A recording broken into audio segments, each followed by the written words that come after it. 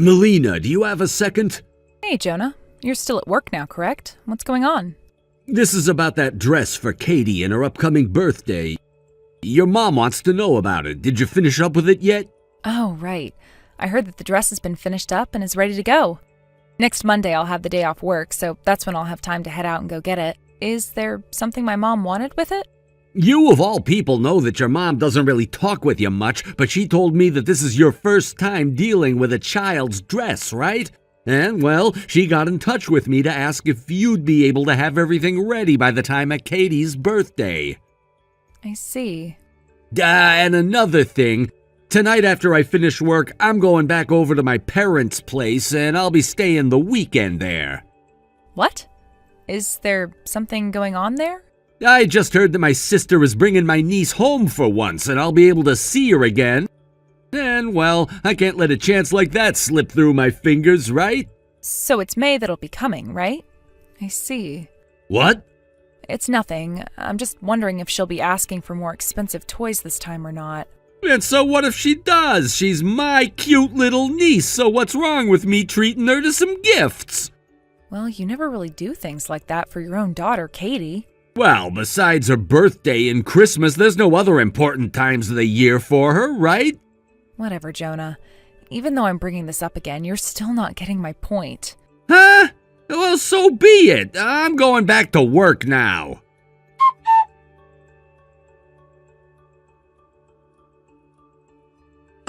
Hey, Jonah. I just got a call from my mom saying that you went to go and get that dress for Katie. Huh? She asked me if I knew anything about you going out to get that dress, and I had no clue either.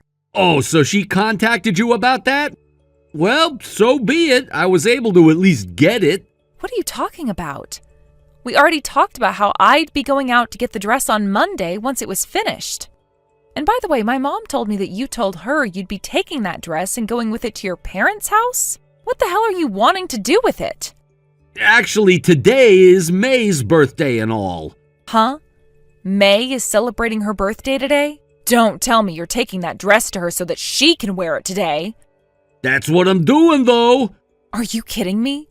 I was working on that dress with the help of my mom for Katie to wear at her birthday party next week. Katie hasn't even gotten to try it on yet.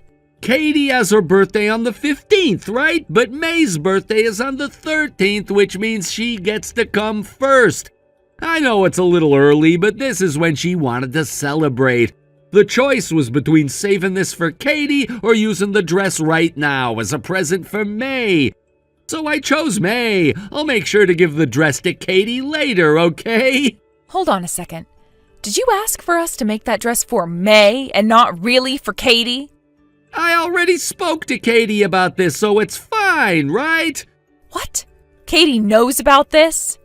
At first, Katie started to cry because she wanted it to be her dress and all, but then I told her that she's not my kid if she acts that way. I had to teach Katie a lesson for acting like that when May said that she wants to wear it too. After yelling at her a bit, she finally agreed to let me give the dress to May. What the hell? You're a dick, Jonah. I knew you'd say something like that, and that's why I told Katie to never tell you about it. I made the right choice. What the actual hell are you thinking, man? How about instead of taking the dress we were making for Katie and giving it to May, you go out and get a different dress for her birthday? You could have even asked us to make one for her too, and we would have. My sister told me that it would be a waste of money to get May a dress just to wear on her birthday this year. But if she didn't get one, I'd feel bad for the poor girl, all right? That's why I'll let May wear the dress that was meant for Katie. Don't you feel bad for Katie? It's not like I'll be giving this dress to May for her to keep, so stop getting all worked up like Katie was. My mom and I made that dress for Katie to wear. No matter how you look at this, you caring more about May is straight up wrong for you to do. I just got here, so stop it with all of that whining already. You really are an asshole, Jonah. I figured for some time now that you had something for May over Katie. But what you're doing now is completely screwed up. Your child isn't May, but Katie. Are you aware of that? Dude. Would you look at that? May is already dressed up in that cute little dress. So cut it out with all of that whining now. We're gonna start celebrating her birthday now. You and Katie were never invited, so don't even try coming out here. Even if we were invited, we wouldn't be going there. Is that right?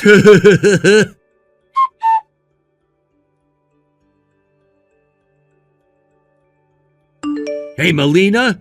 I just got back to the house, but what's up with this divorce paper?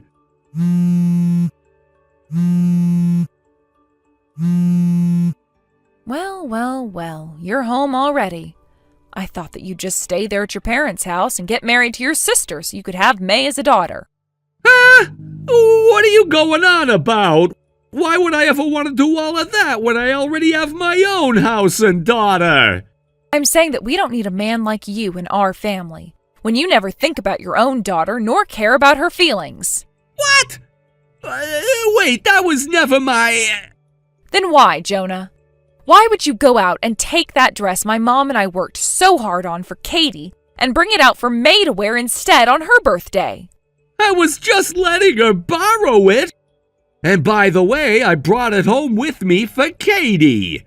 Listen, Jonah, my mom and I spent so much time working on that dress because my mom really wanted to make her granddaughter's day by giving her the best dress ever with me. But when you went out and grabbed that dress and then told my mom you would be heading over to your parents' house to go see your niece, you stomped on my mom's wishes and desires. What? Hey, come on now. I let her borrow it and took it right back afterwards. You don't have to understand what I'm saying, honestly. All of the people who are trying to help you get out of that messed up mind of yours are wasting their time trying to deal with you. That's why I've had enough. I am going to divorce you now. Both my mom and dad were furious about this, and Katie says that she hates you now. What? There's no way you're getting her trust back now, asshole.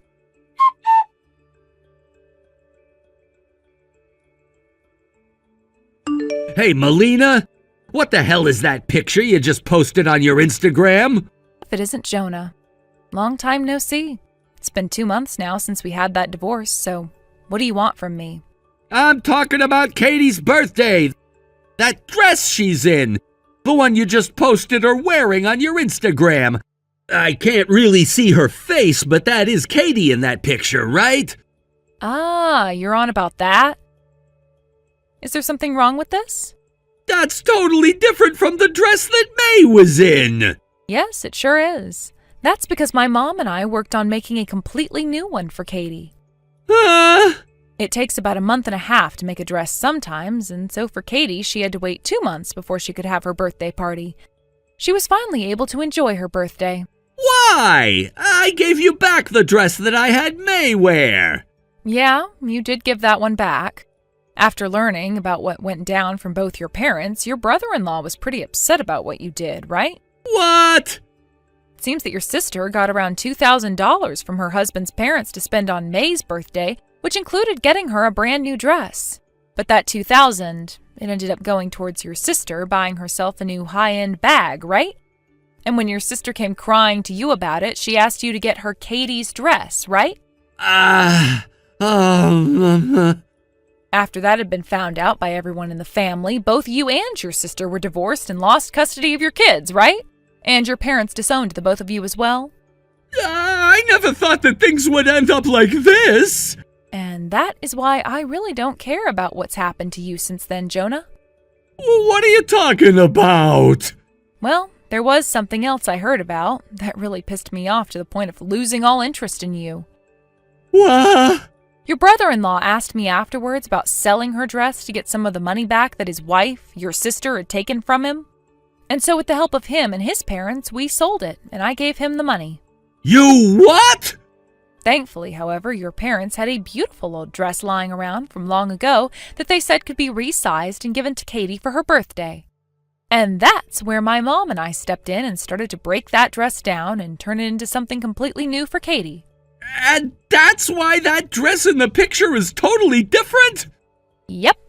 My mom and I were forced to make another dress in the end, but the silk from your mom's old dress turned out to be some of the best material ever, and we put it to very good use. So that's the one thing I can be thankful for from all of this. What the heck?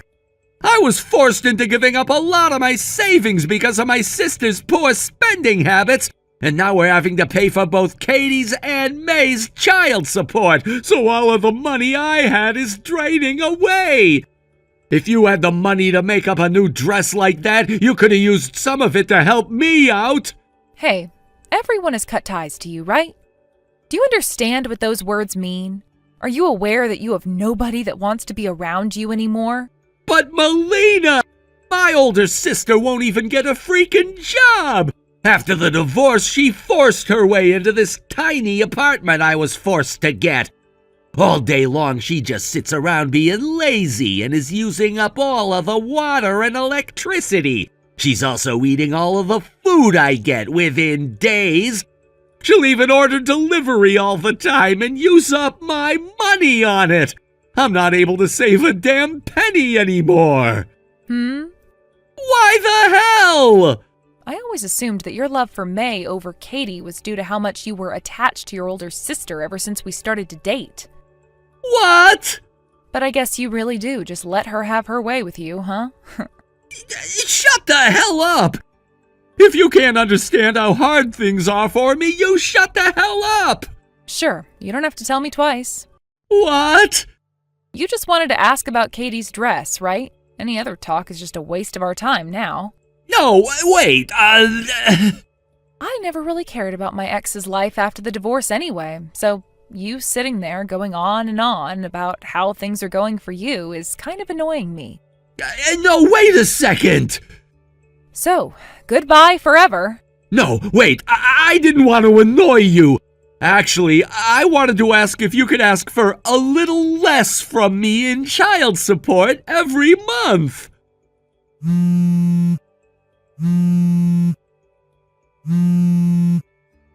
Hey, Melina!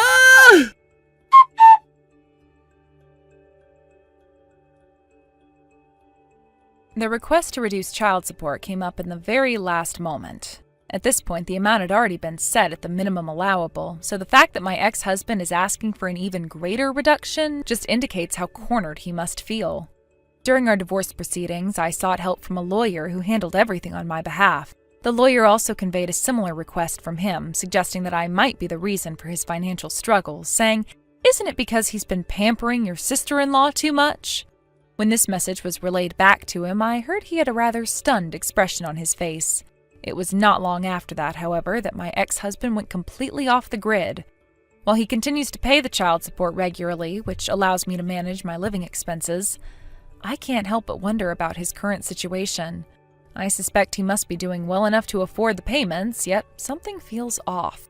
Meanwhile, my former sister-in-law, left behind with no other options, came to the realization that she had to start working to support herself.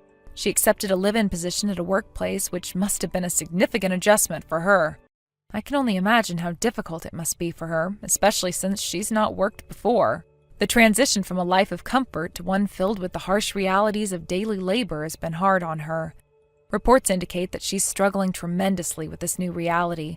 The initial excitement of independence quickly wore off, and she's been crying daily, overwhelmed by the demands of her new job. The hard work and exhaustion are evidently taking a toll on her both physically and emotionally. She's facing a steep learning curve, dealing with responsibilities that she had previously avoided. It's almost as if she's had to awaken from a long, cozy dream into a cold and unforgiving reality. I can't help but reflect on how differently she viewed her life before all this chaos ensued. She once lived comfortably, perhaps a bit too comfortably, thanks to the support of my ex-husband. Now she's facing the consequences of their decisions and lifestyle choices. I genuinely feel sorry for her. The job she's taken is no walk in the park. It demands not just physical effort, but also mental fortitude, and she seems to be struggling with both aspects. It's heartbreaking to think that someone I once called family is now in such a painful situation. Yet, as much as I empathize with her plight, I also recognize that this may serve as a harsh lesson. Life does not always go according to our plans, and when faced with adversity, we often discover strengths we never knew we had. Perhaps this experience will force her to grow and mature in ways she hadn't anticipated. While it's sad to see her suffering, I hope that she eventually finds a way to cope with and thrive in her new environment. On the other hand, my ex-husband's behavior continues to baffle me. One moment, he's pleading for a decrease in child support, and the next, he disappears entirely. It's clear he's under significant stress, and I can only guess the circumstances that led him to this point. Did he mismanage his finances? Did he make choices that put him in a compromising situation? Regardless, he's made it clear that he's unable to handle his responsibilities. The lack of communication from him raises many questions. Is he simply overwhelmed, or is he attempting to escape from his obligations? Either way, I have to keep moving forward. I have to focus on my life and my children's well-being. While his decisions affect us, I can't allow them to define our future. I'm committed to providing for my children and ensuring that they have a stable and nurturing environment. Their needs must come first. Looking back, I realize how crucial it is to have a support system in times of turmoil. Whether it's friends, family, or colleagues, having people to lean on during challenging times makes a significant difference. Although my former sister-in-law may not have had the same network, I hope she finds her footing soon. Perhaps she can reach out to others in her workplace or community for support. It's vital for her mental health to have someone to talk to, someone who can understand what she's going through. In the meantime, I will continue to navigate this new chapter in my life, one step at a time. I know I have to remain strong, not just for myself, but also for my children. They look to me for guidance and stability, and I refuse to let them down. While life has thrown its challenges our way, I remain hopeful that brighter days are ahead. After all, resilience is built through adversity, and I am determined to emerge stronger on the other side of this situation. As for my ex-husband and former sister-in-law, I can only hope that they find a way to confront their respective realities. Life is filled with ups and downs, but it's how we respond to those challenges that truly defines us. Each day presents new opportunities for growth, and I trust that they will eventually come to understand that as well. Thank you for watching and listening. We hope you enjoyed the video. Don't forget to like this video and subscribe. Also, feel free to leave a comment about what you thought of the story. We look forward to seeing you at the next story. Thank you for watching. Please subscribe and hit the like button. See you next time.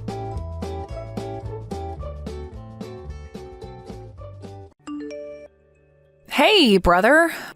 Our mother just came to our house saying that she was kicked out of her house by you and your wife. She came to me for help. Just what do you think you're doing? Oh, hello, Matea. It's been a while since we last talked. But you don't even greet me and immediately just start giving me compliments? It is not the time for greetings. We need to get straight to the point here. I'm asking you, what the hell do you think you're doing kicking Mom out of her own home? Mom is the owner of that house, right? Not you. What? What are you talking about? I'm the owner of this house, not Mom. I'm the supporter of this family, so I can decide who lives here and who doesn't. And I decided that my wife could live with me, but not my mom. What are you talking about? That house used to be Mom's parents' house, so it's only natural for her to continue living there. I don't care if you're the supporter of the family or whatever. I'm the pillar of this house. I inherited this house from our father who passed away, and Mother is just a parasite that doesn't even have a job. Huh? What in the world gave you that idea? That house has belonged to Mom ever since her parents passed away, not Dad, and certainly not you. Besides, what are you talking about when you say Mom's unemployed? I mean, she quit her job when she was 46 because she was feeling ill, right? She's been a housewife ever since and never got another job. I mean, she says she does actually have a job, but she just stays in her room whenever she's not doing housework. Apparently, it's still a few years until she's able to receive her pension, but it looks like she has no intention of working, which means that she has zero income, i.e., she's unemployed. That means that she can't get by without relying on my salary, right? My wife is saying that she doesn't want to be bullied by my mom anymore as well, which means I have no choice but to kick her out. Still, what are you thinking, suddenly kicking her out without even letting her prepare first? All she has was her phone and wallet when she got here. A lot of her stuff is still in that house, right? If that's what you're worried about, then don't worry. Because we're going to be throwing her stuff away the next garbage day. Her stuff is just going to take up space here. What? You can't just throw away Mom's stuff. But actually, I can since I'm the supporter of his family. You see, I'm planning on making Mom's room my hobby room. I'm going to immediately throw away anything that I think is a nuisance. Don't. I'll come and take her stuff. What? All you want is for Mom's stuff to be gone from that house, right? Well, yeah, but... If that's the case, then I'll come and take her stuff. Oh, is that so? I guess that's good timing then. I have no intention in providing money for any parasite. So you take care of your mother from now on. What? You're going to let Mom live with me from now on? Yeah. If you've got a problem with me kicking her out, then you can take care of her yourself. I see. So I'm going to be living with Mom from now on, huh? You see, you scolded me for kicking Mom out, but you yourself don't want to provide for her. Yay! I get to live with Mom now. Huh? Why do you sound so happy about it? You do realize that you're going to have to provide for her since she's unemployed, right? Just shut up already, Renato. I can't even bother to explain it to you anymore since you clearly aren't listening to a word I say. I'll gladly let Mom live in my house, but don't come to me later saying that you actually want Mom to live with you, all right? Why would I say that? Who would want to provide for a parasite? Nice. So I have your promise then. I'm not going to take it back no matter what, all right? Oh, I'll come and get Mom's stuff this afternoon, so don't mess with it, all right? This is not how I thought you'd react, but okay. It's not my problem. Besides, why do you sound so sure that I'm going to go and ask Mom to return later on anyway? What? You think I'm going to get lonely or something? Get real.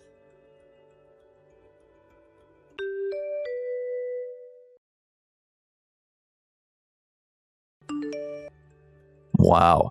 So you seriously did take all of Mom's stuff with you? What are you talking about? You're the one who kicked her out, aren't you? Matea? Are you in your right mind? Huh? What do you mean by that? Of course I'm in my right mind. I mean, you're a housewife just like your mother, right? Besides, you've got a husband, right?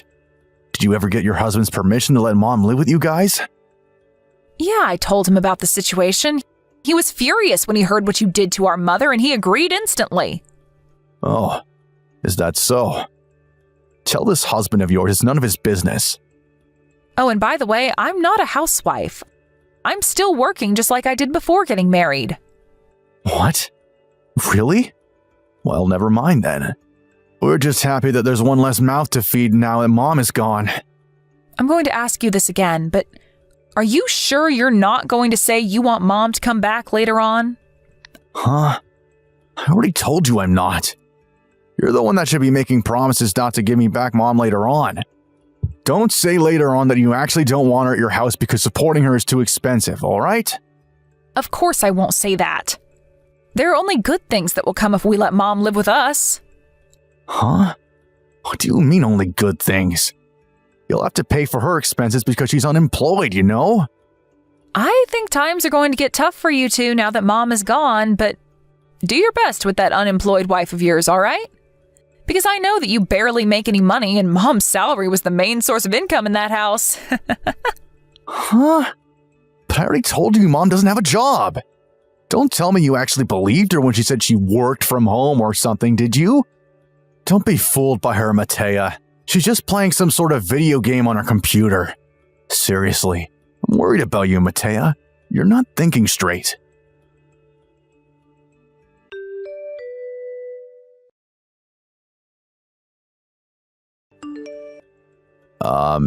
Matea? I just wanted to check in. Supporting Mom is more expensive than you thought it was going to be, huh? Not really, actually. It's the other way around, really. She's the one who's been helping us a lot. What? Until now, my husband and I split the housework between us, but now Mom's here to help us as well. Thanks to her, I can spend more time on work. She's been a real help. Yeah, but even if she does the housework, she's just a money-eating parasite, right?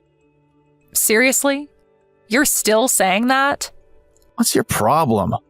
All I'm doing is telling you the truth. Mom isn't unemployed, you know. Huh? I already told you she's just lying when she says she has a job, Matea.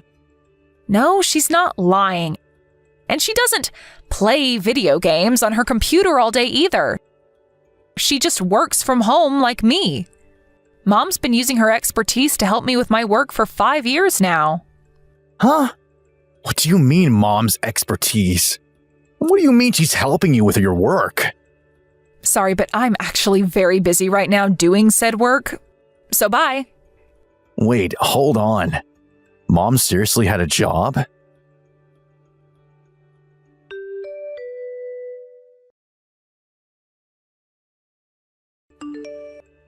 Hey, Matea.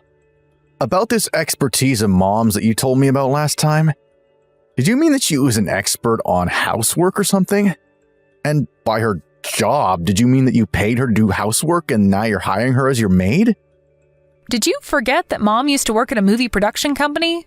My job is video editing, so she's using her experience at her time working at the movie production company to help me. Oh, so that's what you meant. Now that you mention it, I guess Mom did used to do something like that when we were kids. Besides, there's no way I'd treat my own mom like a maid. I hope I'm wrong, but don't tell me that ever since you and your wife moved into Mom's house when Dad died 1 year ago, you've been treating Mom like a maid and making her do all the housework, have you? Huh? I would never do such a thing. Maybe you would never do such a thing, but what about your wife? You see, my wife is actually a very busy person, so she doesn't have time to do the housework. Seriously? But isn't she unemployed? Tell me, what in the world is she busy with? My wife is a professional influencer on social media, and she says that it's very difficult work. I see. A professional influencer, huh? It's no use lying to me, Renato. Mom already told me everything. Anyways, I'm still working, so bye.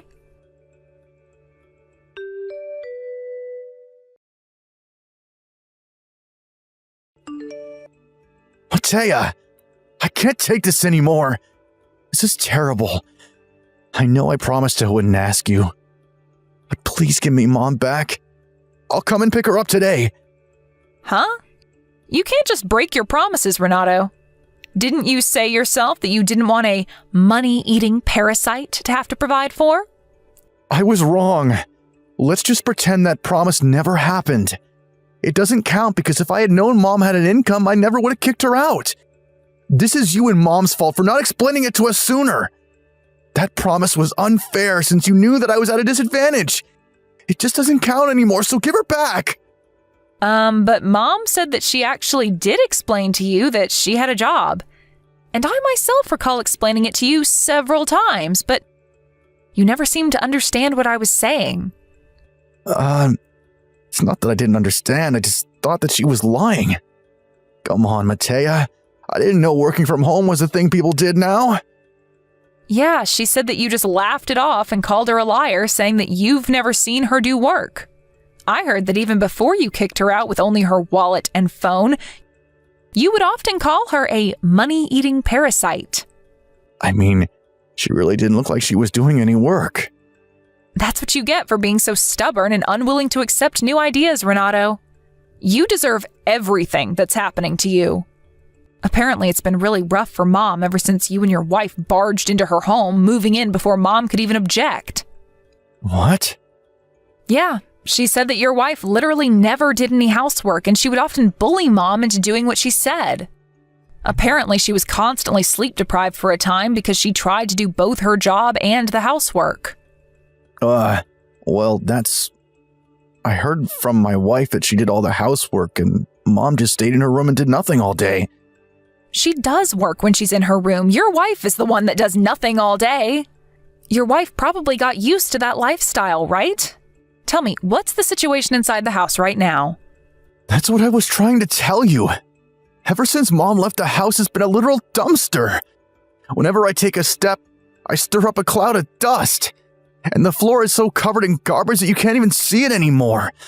My wife never does the laundry as well, so we've been wearing the same clothes over and over. Not only that, but the only thing in our refrigerator is beer. And all we eat is either fast food or we order takeout or lunch boxes from the convenience store. Oh, is that so? Please, Matea. I know you can't see me, but I'm bowing to you on my knees right now while crying. Why the hell would that matter to me? It's fine if she doesn't live with us anymore. But at least let her come by and clean the house once in a while. I don't know, maybe 4 times a week or something? I'm not breaking my promise and she's not going to be living with us, right? Let's make a compromise. Yeah, except you never had the right to ask for Mom to come back in the first place, so it is not a compromise. Besides, if Mom goes to and from our houses 4 times a week, she's going to collapse from overwork. It's also very expensive to get from your house to mine. What? Come on, you're over-exaggerating. It only takes 30 minutes by car or train to get to and from our houses. What? Didn't I tell you already? The 3 of us moved recently. We now live halfway across the country and we would need a 2-hour plane ride to get from our house to yours. Huh? You moved? Yeah. I remember I told you when we were visiting Dad's grave. I said that we were going to be moving to Sicily soon since my husband was relocated at his job. Jesus, Renato, I guess you really just have 0 listening skills. Sicily? Where in Sicily? I won't tell you. Why not? Because if I tell you, you might cause us problems. Huh? I'm your brother. You can't talk to me like that. What do you mean I'll cause problems for you anyway? Don't you realize that you're causing us problems right now by texting us? Oh, and I don't know, maybe you'd suddenly show up at our house one day and try to take Mom with you or something. I would never do anything of the sort. I'm your older brother, Matea. Please, tell me where you guys live, now! I'll consider telling you once you 2 get your shit together and you're no longer begging Mom to come back. Oh, and by the way, Mom says that... Oh, so she's willing to come to our house to do the housework after all? No, she said that she sold the house, so you 2 need to move out by the end of this month. What did you just say? But I inherited this house when Dad died. She can't just sell it. I already told you several times that that's not your house, you dumbass. That house used to belong to Mom's parents, and Mom inherited it when they passed away.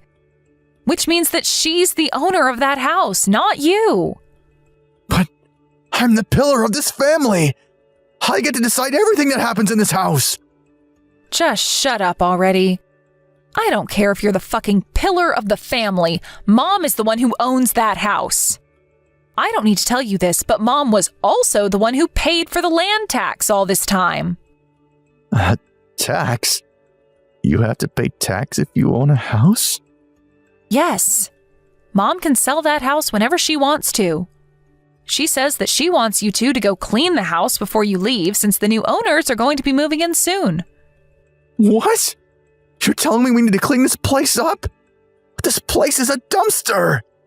If you don't want to clean it yourselves, then hire a house cleaning service, but you're going to have to pay for that yourself because we certainly aren't.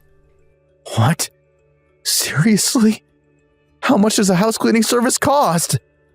Look it up yourself. Although judging by how dirty you say the house is, then it's definitely not going to be cheap. Well then, goodbye. Hey, wait. You're not going to at least help us clean this place? No thanks. Why would I want to do that? Bye.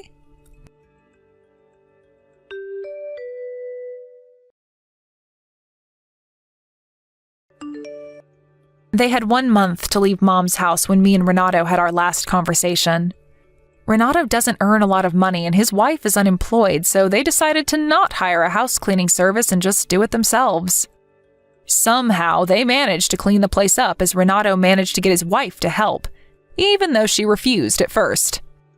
To be honest, I was a bit proud of them, since it seemed that all they needed was a motive, then they would actually do the work. But since they were so busy cleaning up, they forgot to do the laundry, and the uniform Renato wore to work started to seriously stink. Not only that, but Renato was also frequently late or absent to work. And when he made a serious mistake at his job, his company finally had enough of him and fired him. Also, apparently they only realized that they hadn't planned on where to go after they left Mom's house on the day they had to leave. Panicking, the 2 of them went to the job hunting center and managed to find a job that came with housing. However, this new job of theirs paid worse than Renato's last job. and it was also the kind of place where unpaid overtime was seen as natural. Unable to gather their wits and think up a plan to improve their lives, Renato and his wife slowly spiraled into a life as miserable as one could imagine. Pasqua, something terrible has happened. Hi, Alfonso. Aren't you supposed to be at work? The company went bankrupt. What? What in the world happened? When I went to the company today, there was strangely a morning assembly held. The CEO came himself and told everybody that the company went bankrupt. What? But did you hear anything about this prior? There was nothing wrong, right? I thought there was nothing wrong as well. Apparently no one knew about it, but there were a lot of problems happening in the background. I see. That's a shame. I'm so sorry, Pasqua. How will I provide for you now? Why are you apologizing? It's not like it's your fault the company went bankrupt, right? Well, yeah. I had a lot of office work to take care of this week, so I just went to the office as usual and worked my regular hours. I guess I'm gonna have to find a new job next week. I'm glad we have some money saved. Don't feel too bad about yourself. It's not like I don't work as well, so we should be fine for the time being. Thanks. I wouldn't know what I would do without you, Pasqua. I'll tell you about it in detail when I get home. Yep, got it. I'll make some of your favorite food for dinner today to cheer you up.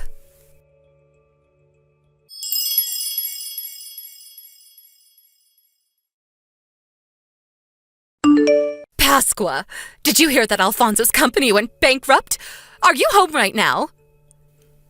Yes, I heard about it. It's quite unfortunate, but Alfonso couldn't do anything about it. It's just bad luck. And yes, I'm at home right now, in my room on our area of the house. What? What are you doing not working when your husband is in trouble? You should be ashamed as his wife. What? But I do work, actually. In your situation, people would think to find a job and work until at least their husband finds a new one. But I said I was working.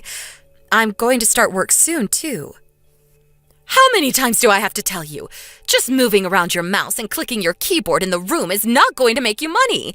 I'm older than you, but I can still understand at least the fact that what you're saying is a lie. You're not actually working, are you? That again.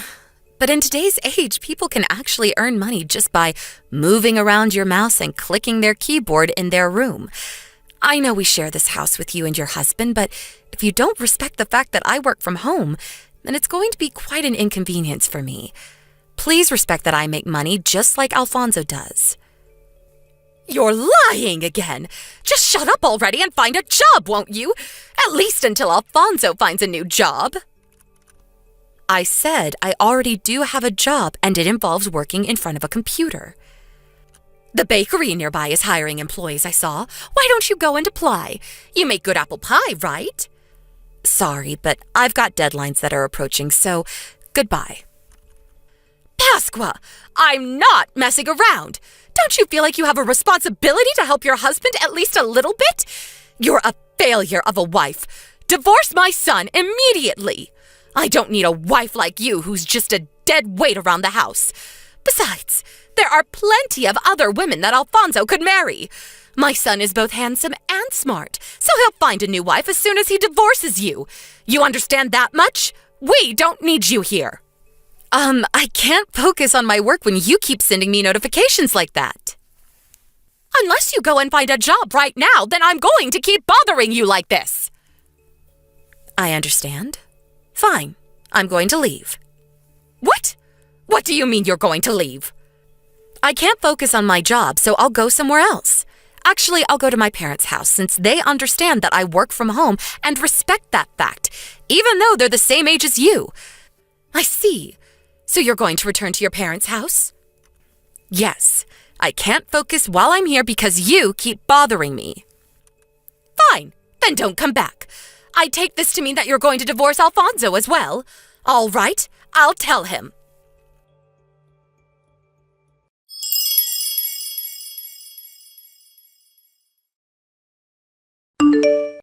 Pasqua? I just came home and you weren't here. Mom said something about you divorcing me, too. Just what the hell was she talking about? I'm not divorcing you. I just left because I couldn't focus since your mother kept bothering me saying to find a job when I already have one. Where did you go? You said you were going to be really busy today because you had multiple deadlines coming up, right? Oh, yeah, I did have a lot of work to do today. I'm currently in my parents' house, by the way. What? Seriously? Sorry I didn't contact you sooner. I'll be back as soon as I'm done with work. Jesus, Mother bothered you again with your work? Yeah, I'm afraid so. She said something about how moving my mouse around and clicking my keyboard isn't going to make money, and to find a job because your company just went bankrupt and you're currently unemployed until you can find a new job. I just couldn't put up with the constant notifications she kept sending to me by text, so I decided to go to my parents' house since they're more understanding of the work I do. Again, I'm so sorry about my mother. She has a very old-fashioned way of thinking. Well, it's not like I'm not used to it by now. Anyways, I'll be here until I finish the work I need to do. I'll probably be there by tomorrow. All right, got it. But I see. She's telling you to work until I find a new job, huh? I wonder what she's up to. What's the matter? What do you mean, I wonder what she's up to? Oh, nothing. I just thought it was strange for my mother to say such things when she herself barely does anything around the house. By the way, there's something very important I need to tell you. You see, one of the companies who mostly just works for our company also went bankrupt, and that company is where my father works. What? So does that mean your father is currently unemployed as well? Yep. Apparently he was told about the bankruptcy out of nowhere yesterday as well. I went to the job finding center today and the two of us ran into each other. I was surprised, but it was a bit awkward after that. I see. That's really unfortunate. Hopefully your dad is able to find a new job soon as well. The whole family is in trouble now, I guess. By the way, I think he's probably telling Mom about the bankruptcy right now. Oh, so does that mean... Yep, I guess we're gonna have to see how Mother reacts to it. After all, she has been a housewife ever since she got married. But she told you that the wife should support their husband by getting a job at times like this, right? I wonder if she's gonna stick to her own words or was just trying to bully you.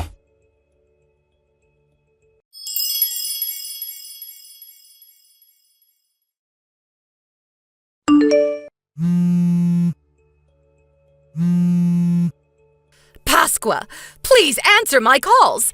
There's something important I need to tell you. Would you please just come back to our house?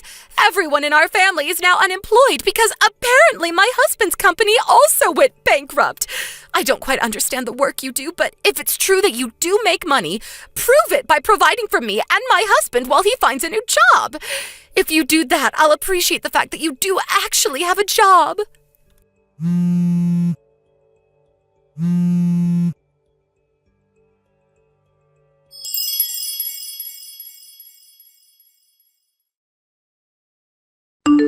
Hello, Pasqua. I heard from Mom that she sent you some texts. She was saying something weird, right? Yeah. She said something about I can prove that I actually have a job by providing for me and my husband. What happened to the wife supporting the husband in times like this? I guess she really was just being mean to me after all this time. I'm so sorry about this. I know you're busy with work right now. It's all right. I just finished with work, actually. I did the last few things I needed to do and read your mother's text 10 minutes ago. I see. I guess I'm glad that you're finished with work, but I'm so sorry. I think we're gonna have a bit more problems concerning my mother. What's wrong? Is she up to something? Yes, she's heading to your parents' house right now, apparently. What? She's coming to our house? What's she going to do to me now? I don't know, but she said something about how she has to take you home to get Dad to forgive her. That wasn't really why Dad was mad, though. Dad got mad because she told you to support for the two of them. When she said herself that the wife should support the husband during times like this, but wants to just make you work for them. You don't have to open the front door for her, alright? Oh, and I think you'll probably be surprised when you see her, so I'll tell you in advance. My father got furious at my mom for not being understanding of your work, so he slapped her in the face with all his strength. What?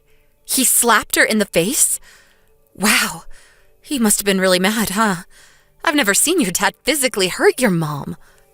Yep, he was furious. I haven't seen him this mad since I was a child, but that's unrelated.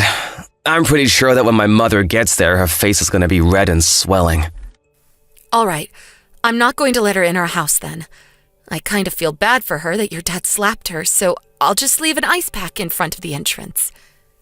All right, thanks, I guess. Just try to ignore her, all right? Don't let her inside the house no matter what. I don't know what she's going to do because she's desperate now.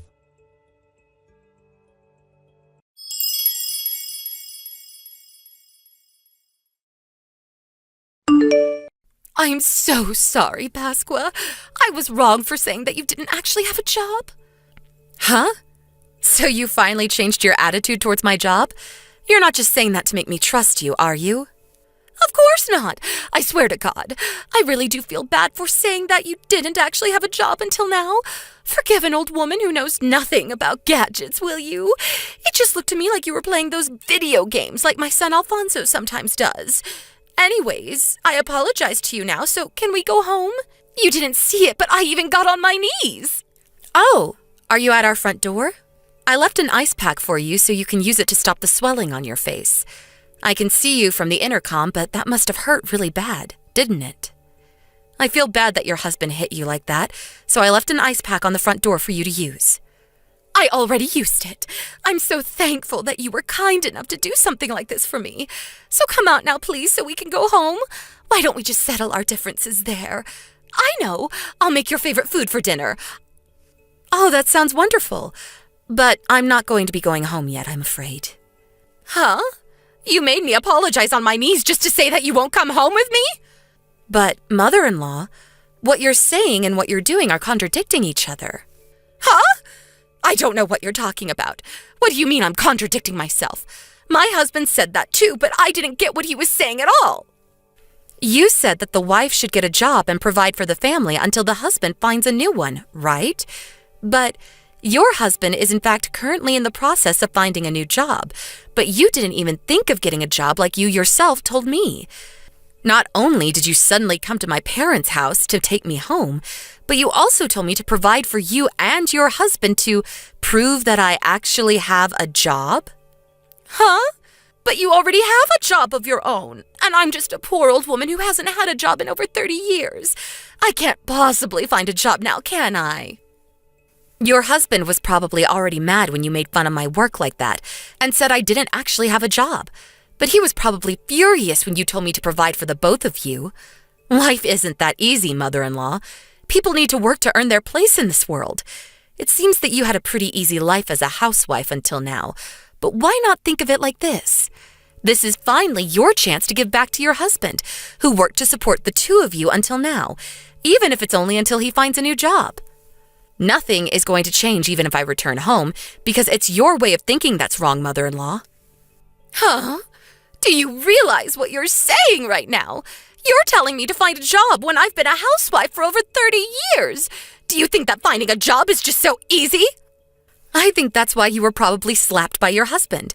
You expect other people to do things when you yourself refuse to do it. Huh? What do you mean?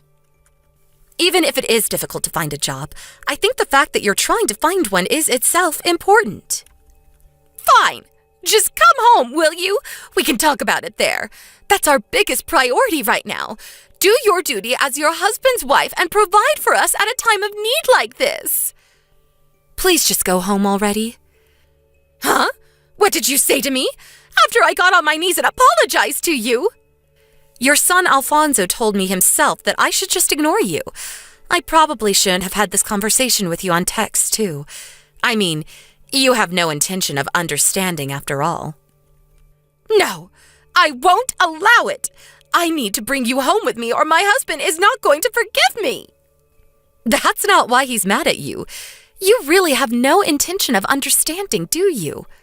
Pasqua, I'm sorry. I was wrong. So just come home and do what you always did in your room, all right? Please stop ringing the doorbell. You look like a crazy person right now. Do you want us to call the cops on you or not?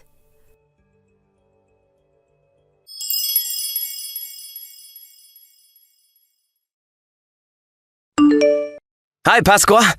I think I found a new job I'm going to be getting. But there's something I want to ask you about before that. Sure. What's on your mind? I asked our former client to hire me out of desperation, and apparently they were short on employees in D-City. D-City is a bit too far away to go from our current home, so I think we're going to have to move if I get that job. All right. Moving is fine with me. What? That's it? You're just going to agree suddenly? I mean, I work from home anyway, so it doesn't really matter where I live. Oh, that's right. I guess what you say is true. But I was surprised because I didn't expect you to just agree like that. Besides, I'm also glad that I won't have to live with your parents anymore. Yeah. Speaking of my parents, there's something I want to tell you. My mom and dad got divorced. What? Seriously? I know they got into a fight, but was Dad really that mad? Dad gave Mom divorce papers he had already signed. Mom thought he was just bluffing apparently and signed it saying, "Turn it in if you want to." And so Dad went to the city hall this morning and turned them in. I see. So your dad must have been really mad with your mom, huh? Oh, and there's something I want to ask you relating to that as well. Could we let Dad come with us? Of course, Mom wouldn't be coming, and he's not going to live with us in the same apartment anymore. He's just going to live nearby. So does that mean that your dad will be living on his own? Yep, don't worry about him. He seems to be looking forward to being single again. He can take care of things on his own, so no need to worry about that as well. Is that so? Huh. If you're fine with Dad, then I'm going to tell Dad to find a job in D-City as well. Sure, that sounds like a good idea. Your dad is a great person after all. It looks like the three of us are heading to a brighter future. Yep, thanks for agreeing. I'll go and tell Dad about it then. I'll contact you later, all right? Yep. See you later, Alfonso.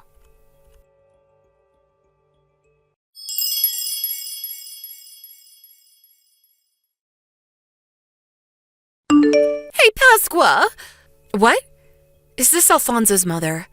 Hello, mother-in-law. What do you mean, hello? How can you just calmly reply to me like that?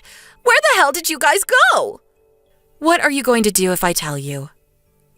I heard that you went to your parents' house after you got divorced from your husband. Huh? What do you mean, what am I going to do? Why can't I come to where you guys are? Alfonso is my son and you're his wife, so that means I'm your family. I thought my husband had calmed down already, so I decided to come back home when... Oh, yeah. Your ex-husband said that he was going to sell the house. You see, the three of us moved. Me, your son, and your ex-husband. What did you say? Why in the world didn't you tell me anything about this? Oh, sorry, I guess we forgot to tell you.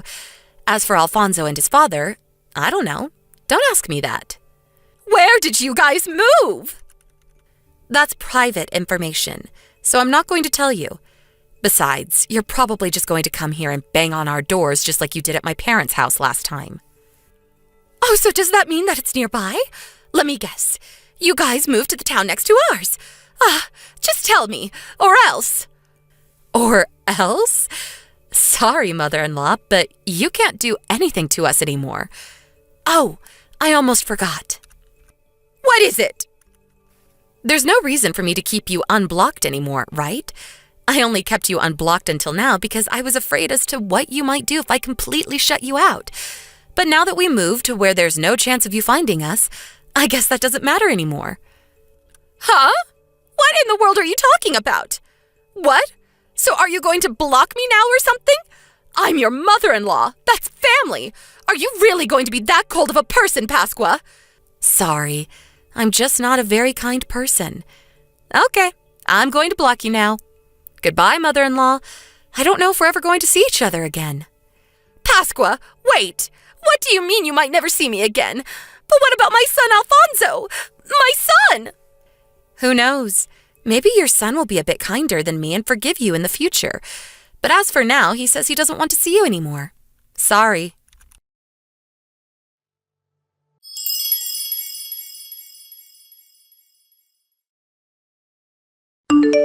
I told Alfonso and his father I got a text from my mother-in-law.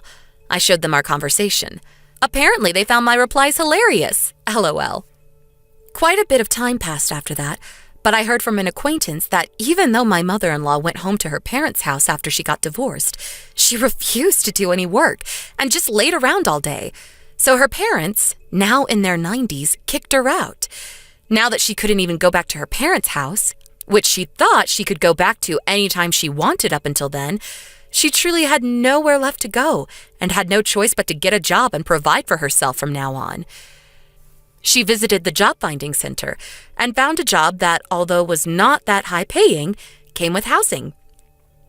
But her personality is still the same as always. So it was no surprise when we heard that she was always just alone at work or at home. But since she herself doesn't understand why people are always avoiding her, she probably isn't going to be changing anytime soon and will remain alone. Me and Alfonso, on the other hand, went back to our lives, which for obvious reasons were more peaceful than it had been before. Alfonso's father seems to be getting by as well. He was able to find a job fairly quickly and is now even the proud owner of a dog. Sometimes we see him taking a walk with his dog in the neighborhood, and he always greets us with a smile on his face. I kind of feel sorry for Alfonso's mother, but it looks like her husband is enjoying his new life without her. Mauricio, there's an emergency. Huh? What is it, Ambra? I'm still working here. There was a small girl that was left in front of our front door. Do you know something about this? I asked her who sent her here, and she said you did. Oh, yeah. That's my nephew, Savina. Huh? Your niece? Yeah, she's my sister's daughter. She's 3 years old. What? Your sister had children? Huh? You didn't know? She went on a business trip abroad one time and met a Japanese man there. She had a child with him, but since the man was already married, she's raising the child on her own. My sister is one of those unmarried mothers, you see. What? This is my first time hearing this. Huh? Didn't I tell you about it before? No, I don't think you did. Because surely I would have remembered something like that. Besides, she lives so far away, our wedding half a year ago was the first and last time I've ever seen her. I don't even know her contact information. I see. Sorry, I thought that I had already told you. My bad. Why are you saying that like this isn't a big deal? So why has her child been deposited at our front door like this then? She hasn't been deposited. I got her from my sister and I left her there at the front door. You say that like I did something wrong. Huh? Well, you kind of did do something wrong. You just left a child at our front door without even telling me about it in advance. Hold on. Don't tell me you intend on making me take care of her, do you? Sorry, I must have forgotten to tell you about it. I could have sworn I did, though. And actually, I did intend on asking you to take care of her for me. My sister's going to be going on a vacation abroad for a month starting today. She says she wants you to take care of her child. 1 month? She can't just leave me with her child because she wants to go on vacation? That's not very responsible parenting. You know that I have work as well, right? That's why I asked you to take care of her in the first place? Huh? That doesn't make any sense. Why would you want me to take care of a child because I had work? You now work from home since there were some new reforms at your company recently, right? If you're at home all day, that means you can take care of a child. What? Are you thinking straight right now? Even if I'm at home all day, I still have to do just as much work as I did when I went to the office. I'm actually quite busy, you know? I mean, it's not like anyone's supervising you. So you could just not do your work for a bit and see to the child now and then, right? That should be really easy for you. What are you talking about? What in the world made you think that this was going to be easy for me? There's no way I can just not do any work and take care of this nephew of yours instead. Stop whining, Ambra. What are you gonna do? Just ignore her and let her starve? Anyways, what is Savina doing right now? I assume you already let her in the house? I opened the door thinking it was a delivery, and she just let herself in before I could even react. She got on the sofa and fell asleep immediately.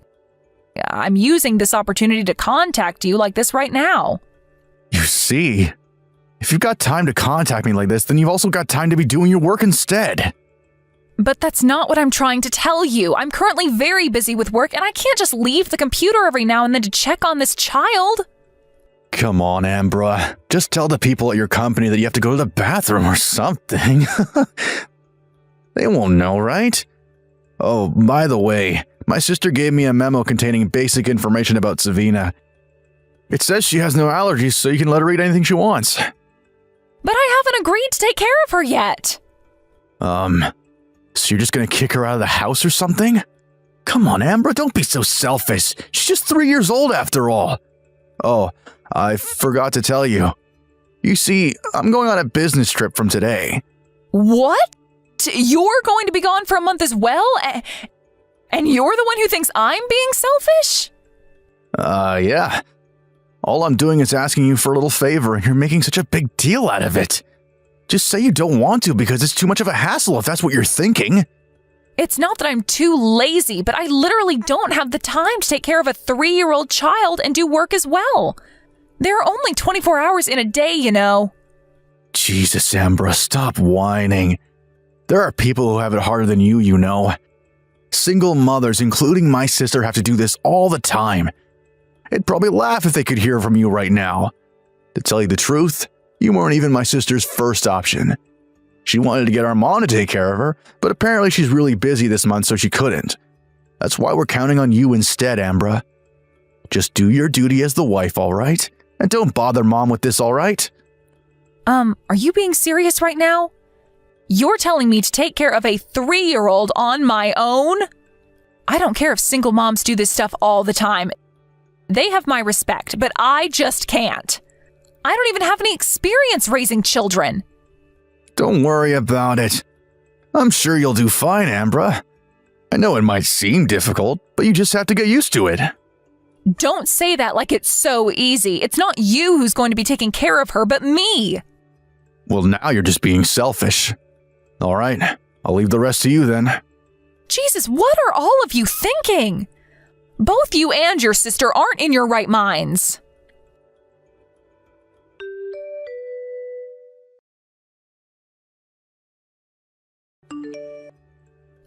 Marizo?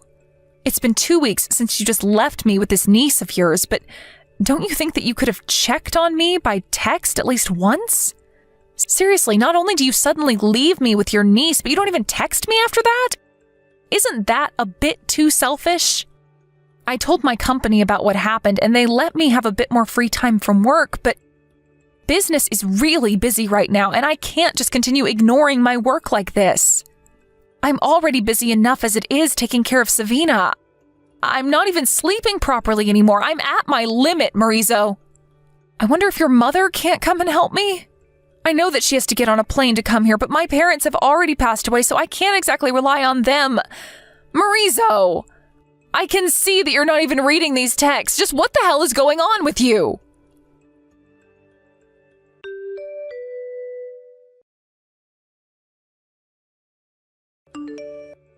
Ambra! I heard that you were hospitalized. Are you all right? Can you even text?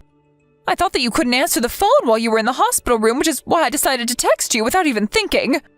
Long time no see, mother-in-law. It's all right, I can text just fine. Ambra! Where did you hear I got hospitalized from? You entered my phone number as the emergency contact number at your company, right? You put mine instead of Marizo's since you knew that he was often busy and wouldn't be able to answer the phone, right? I think you told me yourself before that you would put my phone number as the emergency contact number. Oh, sorry, I forgot. I heard that you collapsed from overwork. What in the world happened? You see, I was made to take care of a 3-year-old on top of having to work from home. A 3-year-old? Like a child of a relative or a friend? No, your granddaughter, apparently. She's your daughter's child. What? I heard from Mariza that you were really busy this month, but I can't do this on my own anymore. Would you please take care of your daughter's child for me? Marizo says that since I work from home now, I can easily take care of a child while doing work since no one will notice if I leave the computer. But that's not how it works. I tried to tell him, but he wouldn't listen to me. It doesn't matter whether I'm working from home, I still have to do just as much work as before. I don't even have any experience raising a child, and yet I was suddenly made to take care of a 3-year-old for 1 month, and an active one at that. I can't both work and raise a child at the same time, at least not now. I know your daughter does exactly that all the time, but I'm afraid I can't do the same. I mean, the fact that I was hospitalized due to overwork is proof of that. I've already reached my limit, mother-in-law. What? Hold on, Ambra. What do you mean my daughter both works and takes care of a child all the time? But my daughter is still single and has no children. What? Just where did you get that information from? Marizo told me that his sister met a Japanese man while abroad on a business trip and had a child with him. But this man was already married, so she's raising the child on her own as an unmarried mother. First of all, that's impossible. It's true that my daughter went on a business trip abroad once, but ever since she returned 1 year ago, she's been living with me at our old house. And I think I would have known if she was pregnant during that time. Not to mention that this child of yours is 3 years old, while I'm pretty sure my daughter was in the country the whole time around the period she supposedly got pregnant with a Japanese man abroad. I'm afraid I don't have any grandchildren. Really? Then who's this child I've been taking care of for the past month? I don't know, but Marizo lied to you and hid the true identity of that child. Oh, speaking of which, who's taking care of the child now? If you're currently at the hospital, then you must have handed her over to someone else, right? Oh, yeah. My colleague and her husband are taking care of her right now. I see. All right, I'm going to come meet you right now. I know that you can't contact Marizo since I tried calling him as well, but he wouldn't answer. If there's no other relative you can rely on, then I have to come and help you, right? I need to get on a plane, so it will already be dark when I get there, but make sure to get some rest before then. We also need to figure out just who this child Marizo left you with is. Mother-in-law? I know you probably didn't contact me until now since you knew I lived really far away, but you really needed to tell me about this sooner, you know? Marizo told me not to contact you because you were really busy this month. But I agree, I should have told you sooner. Thank you for helping me.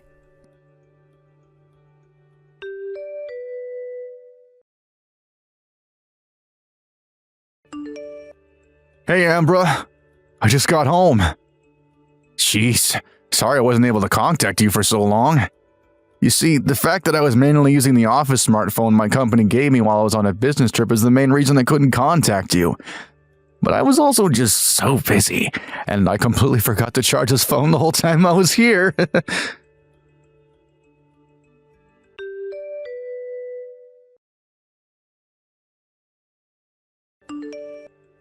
Hello, Marizo. I saw those texts you sent Ambra just now. Please don't contact Ambra anymore. I'm the one you're going to talk to. Huh? What is it, Mother? You see, your wife was hospitalized because she collapsed from overwork. She was hospitalized? Wait, are you with Amber right now? What in the world is happening? I got a call from Amber's company saying that Amber was hospitalized, since she had my phone number as the emergency contact number. I went to her immediately, and now I'm taking care of her until she recovers. What? Seriously? Marizo, you little punk. You knew that Amber was the type of person that didn't like relying on others and tried to do everything on her own, and you used this to your advantage, didn't you? I don't know what you're talking about, Mother. She suddenly lost her parents in an accident when she was still in high school, and since then she was forced to live on her own. This probably has something to do with how she often refuses to ask for help from others and puts too much pressure on herself. But while this would often help her achieve excellence in her studies or work or whatever, this time it was her undoing. Along with having to work, she now had to take care of the 3-year-old you suddenly pushed on her. And a few days earlier, she finally collapsed from overwork. I had no idea that was happening. So does that mean... Does she know that Savina isn't actually my sister's child? Yes, I told her. Apparently, you said to her that I was very busy, but you did this so that she wouldn't contact me, right?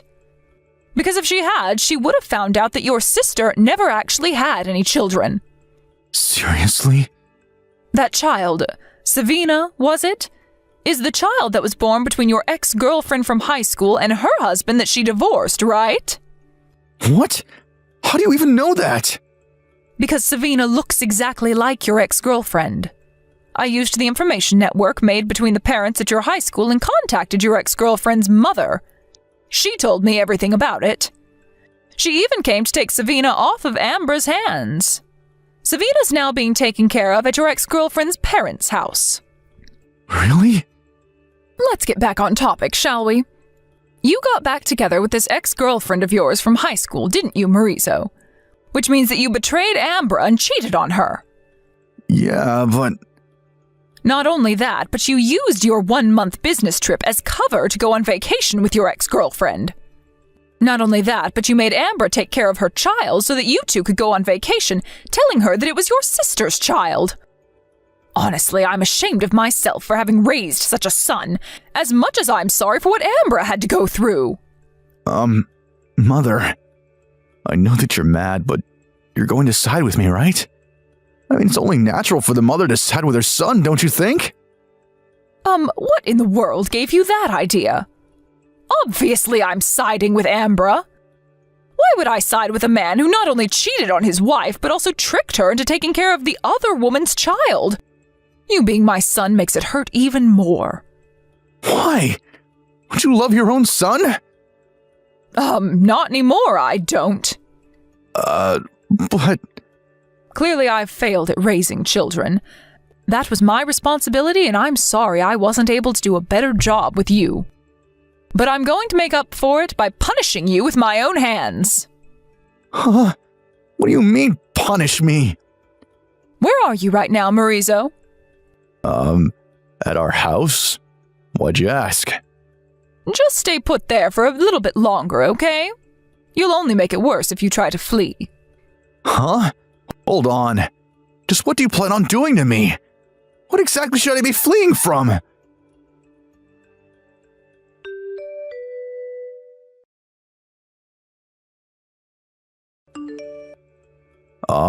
Mother, I was forcefully dragged into a black van by a bunch of muscular men.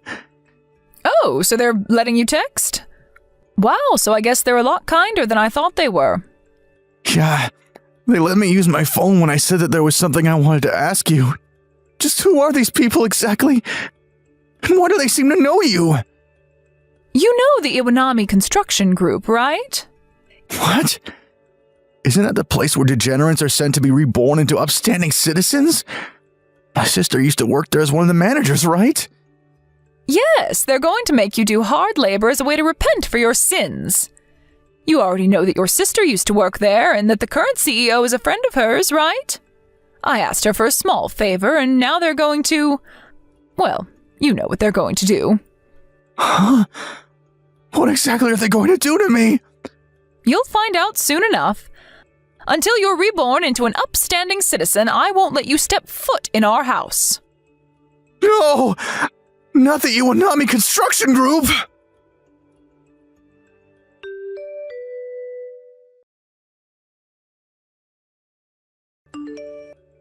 It seems it was perfect timing when I called in the Iwanami construction group to pick up my son because he got fired from his previous job. Apparently, he's taken his ex-girlfriend with him on business trips multiple times already, and he was fired for it when the company found out. Ambra was able to leave the hospital in about a week. She divorced Maurizo and at the same time made both him and his ex-girlfriend pay her an alimony. It seems that it was a bit more expensive than the regular rate, since not only did Maurizo cheat on her, but he also made her take care of this other woman's child, causing her to ultimately be hospitalized from overwork. Maurizo's ex-girlfriend didn't have the money to pay the alimony, so she was sent back to her parents' house. Her parents paid the alimony for her, and she now works day and night trying to pay back the debt she owed her parents. My son, on the other hand, was sent to the Iwanami construction group like previously mentioned. He's going to be paying the alimony he owes Ambra bit by bit from the salary he earns there. The Iwanami construction group is famous for being able to turn degenerates into upstanding citizens, no matter how rotten they are. So I only hope that I will one day be able to proudly welcome my son home again. Hello, Melissa. Long time no see. You're already 26 years old already, right? It's already been 15 years since I last saw you, huh? Time really flies fast. Who is this? What? I don't remember sharing my contact information with anyone recently, so I don't even know who you are. Could you please introduce yourself first? Oh my! You don't recognize me! It's me, Santina! Huh? Your mother, Santina! Oh, so that's what you meant when you said it's already been 15 years. How did you get my contact information? I got it from a classmate of yours. It was really difficult finding someone that knew your contact information, you know. I went through so much trouble. So, once we meet again, I want you to repay me for my troubles. Huh? What do you mean, once we meet again? Are you actually being serious right now? I don't remember ever telling you that I wanted to meet you again. My, you watch your language, Melissa. But I'm going to let you in on a secret. I know that you and your husband built a new house that would fit 2 families, since you were planning on inviting me to live with you. Huh? Did you hit your head or something? Where did you hear that nonsense? You just got married recently and you're going to be moving into this new house of yours, right? To think that you didn't even tell your mother that you were getting married. What's your problem, Melissa? If you're thankful that I gave birth to you, then let me live with you in your new house. I know what you're up to, Melissa. You were planning on inviting me to live with you in your new house as soon as possible. But you didn't know where I was and how to contact me, so you were a bit worried, right? I was kind enough to come to you myself, so prepare a room for me, all right? Well, it seems like you haven't changed, Mother. You still only think about yourself, just like you always did. Why in the world do you think that we'd let you live with us? You're the last person I would want to live with, Mother. What? Why are you being so cold to me, Melissa? Don't tell me you're still mad about what happened 15 years ago, are you?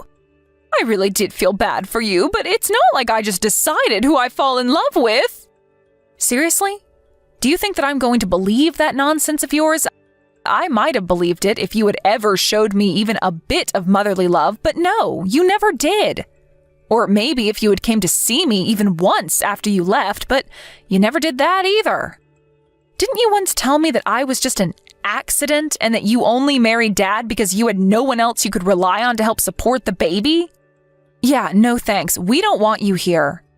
Jesus, either you're delusional or seriously just that selfish if you really thought that I'd let you live with me after all these years. Oh my, I didn't know you grew up to become such a rude woman, Melissa. You sound just like your father, always making it seem like it's me who's the problem. Besides, your mother lives in the province and tends to the fields that has belonged to her family for generations, right?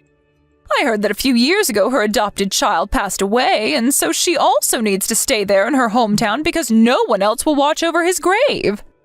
Where in the world did you get this information? You see, one of my ex-boyfriends was a private detective. I did him a favor, if you know what I mean. And in return, I asked him to do a bit of investigation for me. Looks like that part of you hasn't changed as well, Santina. You're still as free with men as when you left me and Dad. Yeah, say whatever you want. I'm not going to force myself to be miserable because society says you can only have one partner. I never believed in that bullshit. Anyway, your mother-in-law can't leave her hometown, but yet you built a house large enough to house 3 generations of a family. That must mean that you were going to invite me to live with you, right? Besides, it's only natural that the parents live with their children. Now that you're married, you're probably a lot more financially stable now, meaning that you have a duty to let me live with you. Could you please stop making so many assumptions? All of what you just said is wrong. I don't even consider you as my own mother. Don't come to us no matter what. But I'm already at your front door.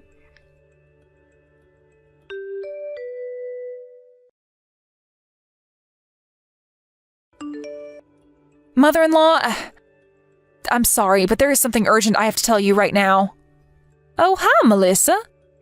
What in the world happened to cause you to panic like this? I thought you and Luis were on your way home from your honeymoon. You said that you turned in your marriage papers at the city hall at your destination. Was there a problem? No, it's not that. There was nothing wrong with the marriage papers. Yes, just a few minutes ago, I got a text from my mother, Santina. Your mother, Santina? You mean the one who left you and your father 15 years ago and you haven't talked to ever since? Yes. Apparently, she hired a private detective and did some investigation on us. She knows that we built a house for 3 generations of a family and she intends to move in with us. She says she's already at the front door. What? Hold on, let me check. Jesus, there really is a woman at the front door. To think that something like this would happen on our first day as a married couple. We built that 3-generation house for you and your husband to live with us, not for her. I was sure that I would never see her again. I'm truly sorry for my mother's actions. Don't apologize for your mother's actions. It's not your fault that she's a selfish narcissist. All right. Why don't you first send me screenshots of these texts your mother sent you? I understand. Oh, and please tell your mother that she's welcome to live with you, but don't tell her my name. What? Mother-in-law, are you seriously going to let her live with us? She's going to cause us a whole load of trouble if we let her do that. It's all right. I don't actually intend on letting her live with us. I just have a plan. Just let me handle your mother. You guys don't worry about it and just come home safely. All right. Be careful as well, mother-in-law. Who knows what she might do to you?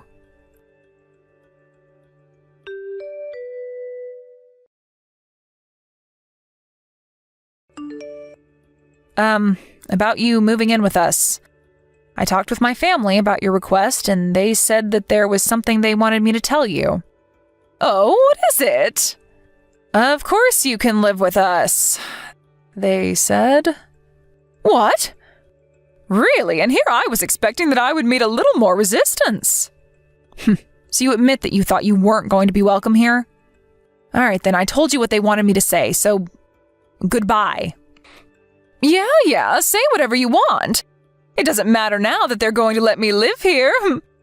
Just let me in the house already, will you? To think that you would text me just to tell me I was welcome to live with you after all the terrible things you said to me. I guess children always come back to their mothers no matter how old they get.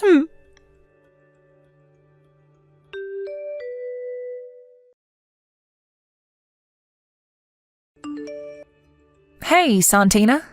It's been 8 years since we had our reunion, right? We exchanged contact information then, and I kept it for some reason, but to think that it would become useful at a time like this. Huh?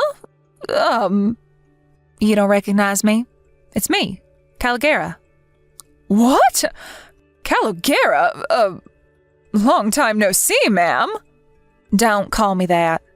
I'm not a fucking gang leader anymore. So, do you know why I'm texting you right now? Huh? How should I know? Would you like to tell me? It looks like you're at the front door of my house for some reason. I can see you from the window. Huh?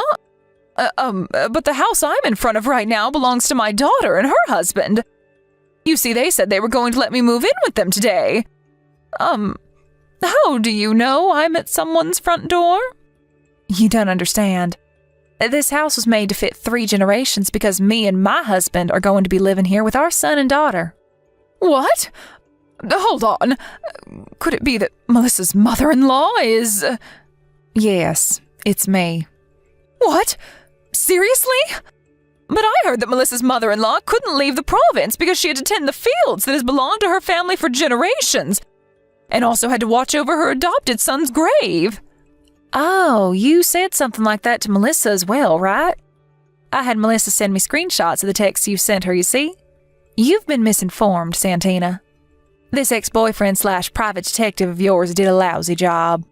What? He didn't do his job properly? And to think that I had done him a favor. Please, I don't want to hear any of that shit. Oh, and it's not me who's currently in our hometown tending the fields and watching over my son's grave. It's my former sister's.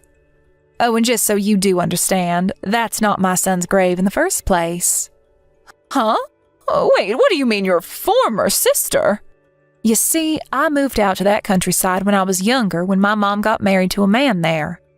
But they always treated me like an outsider, and I was never really comfortable with the region's customs. I was an outcast there, and so when my mom got divorced with this man, I returned to the city. After that, you know what happened. I went to that rotten high school of ours, and I became the leader of the school gang, which you were also a part of. Don't remind me of that, but I don't understand. You said that you were an outcast back in the province, but you suddenly came to a high school in the city and became a gang leader? What was with the sudden change of character?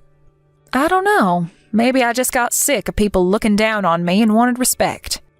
Well, if I'm being honest, I'm ashamed of what I did as a teenager now that I've grown up. You see, after I graduated, I decided to disinvolve myself from the gang and get an honest job. I got married and had children, and now one of those children just got married. I'm going to be living with them in this new house of theirs, but I already told you that. This is completely different to what my ex-boyfriend told me. Yeah, but that just means he didn't do his job properly. Nice private detective you got there, hun.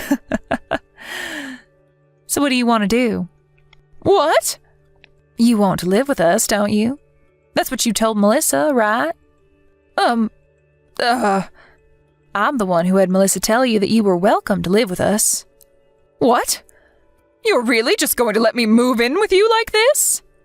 Of course. Oh, and you're not going to move in with me, but with Melissa and her husband.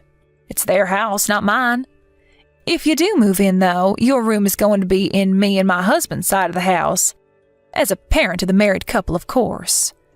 You see, I'm the one who's going to pay for the loan that they needed to take to have this house built. Really? But I thought you said it was their house. It is. I just said I was going to pay for it. You see, I'm the one who suggested that me and my husband live with the two of them, so this is my way of paying them back for agreeing. You won't believe it, but I actually run my own business, so I earn enough money to easily pass the loan screening. If you want to live with your daughter, then surely you're going to have to accept the same conditions as I did, right? What do you mean by the same conditions? I mean that if you're going to live here, then you're going to have to pay for the loan with me. What? I mean, it's not like I don't have the money, but it's still really helpful if somebody just appears out of nowhere and pays for half of it, you know? That's impossible, I'm afraid. Impossible? What, did you intend on just living here for free? I don't have a job, you see. I couldn't help pay off your loan even if I wanted to. What? That's why I was planning on moving in with my daughter and her husband and have them provide for me instead. You're joking, right, Santina? Don't tell me that you were just trying to leech off your child, were you? As her mother, that is simply just too embarrassing, even for someone like you. Not only that, but you just appear out of nowhere for the first time in 15 years after abandoning her and her father? Surely you must have been joking, right, Santina? Actually, Yes, you were clearly joking, right? Yes, I was just joking. I knew you were just joking. Seriously, you're hilarious, Santina. I mean, what kind of degenerate would attempt to leech off her daughter that she abandoned after 15 years of ignoring her? All right, good conversation. Why are you still at our front door? Is there something else you wanted to tell me? But my daughter said that I was welcome. No, I said that. You're welcome if you're going to pay for the loan just like I am. But you said yourself that that was impossible, so I'm afraid you're not welcome anymore. Oh, and if you do something to my adorable daughter-in-law, just know that I won't forgive you for it. Do you understand? Yes, but, actually, goodbye. Okay then, bye, Santina. Nice seeing you again.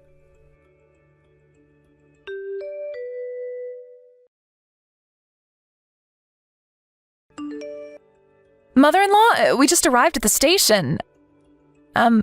What happened to my mother? She already went home. What? I told her that I was the one who was going to pay for the home loan. I said that if she was going to be moving in, then it must mean that she was going to pay off the loan with me, and that I was so grateful for it. That's when she panicked and fled. You see, Santina's the kind of person that easily backs off when she sees that she's not going to benefit from a situation. I see. I think I know what you mean. But I'm impressed.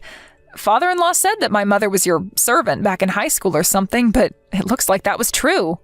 He told you that, but I told him to keep it a secret. I assure you, Melissa, I'm not proud of the person I was back in high school. I've put it all behind. Anyways, I think I know where she got the stuff about me tending fields in the province or protecting a grave or something. So I told her about that as well, and I assured her that it wasn't me. That's my former sister-in-law, by the way. Oh, and it won't do if you run into her on your way home, so take a taxi, all right? Okay, I understand. I doubt she's going to bother us again, seeing how scared she was, but tell me, just in case she does bother you, all right? I will. Thanks for your help. By the way, I bought these roll cakes you like from the department store. Oh, thanks. I also bought you something. Coffee beans grown in the place we went to, because I know you love coffee. Oh, thank you. Why don't the four of us sit down for a snack once you two get home? All right, mother-in-law.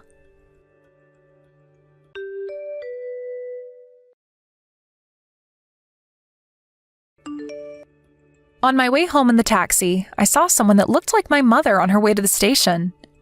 She was wearing these really flashy clothes and was walking so fast that it was obvious she wanted to get away from our house as soon as possible. My mother-in-law told us about what happened when me and my husband got home and the four of us sat down for some cake and coffee. It seems like this isn't the first time my mother-in-law has saved the day, and her face went red when my father-in-law told us about other such episodes. Apparently, a few days later, my mother appeared at our old house where the three of us used to live. It seems like she thought that my father still lives there, and she spammed the doorbell shouting something about how she wanted to get back together. The woman who lives there now opened the door, thinking it must be some sort of lover of the person who previously lived there. She screamed as well, and there was a huge fight, my mom getting multiple slaps on the face. The police were called to the scene, and my mother was forced to pay all sorts of alimonies and reimbursements or other such bills. After that, some relatives of hers grabbed her by the neck and forced her to return to her hometown in the province. She now works from day to night every day, as she was now in debt after paying off all those bills she had to pay. Thank you for watching. Please subscribe and hit the like button. See you next time.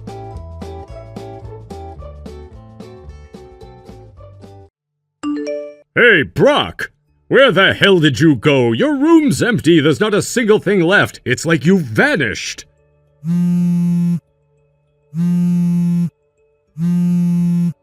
Brock, answer me, damn it! I'm not going to waste my whole entire day looking around for where you went. I have to get back to the casino soon as well. You should have figured it out by now the moment you saw all my stuff was gone. I've decided to move out of the house. What? I've already told Mom everything, but seriously, just because I lived there doesn't mean you can dump all the housework on me. Huh? It's been affecting my work, so I decided I couldn't stay there any longer. You quit your job and turned into a shut-in, didn't you? Doing housework is the least you could do. Since you can't contribute money to the house, I figured I'd make you useful in other ways. Just how far are you planning to sink? Look at your brother Mark busting his ass to get an offer from a top company. Why don't you take a page out of his book? That's the thing. The reason I left my company was to work from home. I'm freelancing now, taking on projects. And that means I can't be home all day doing chores for you.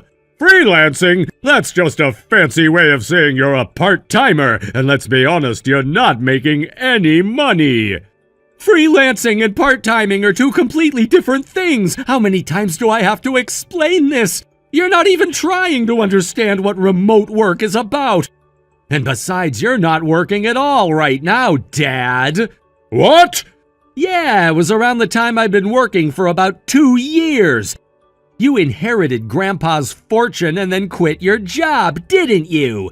You got all high and mighty spending way too much, and now you've racked up a ridiculous amount of debt because you couldn't stop living the high life. You knew about that? The real mystery here is how you thought I wouldn't notice. And on top of that, you owe all that money to Uncle, the same one who paid for my tuition. Just because Uncle's stationed overseas and hard to reach doesn't mean you can slack on paying him back. Do you realize how messed up that is? I never said I wouldn't pay him back. Well, you'd better make sure you do. And that's why I'm going to send you some money for the time being, enough to cover rent and living expenses. But there's a catch. You have to start working. I've already talked this over with Mom, and I told her the same thing.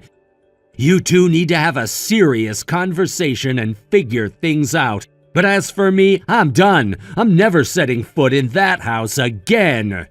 Whoa, wait a second! Goodbye.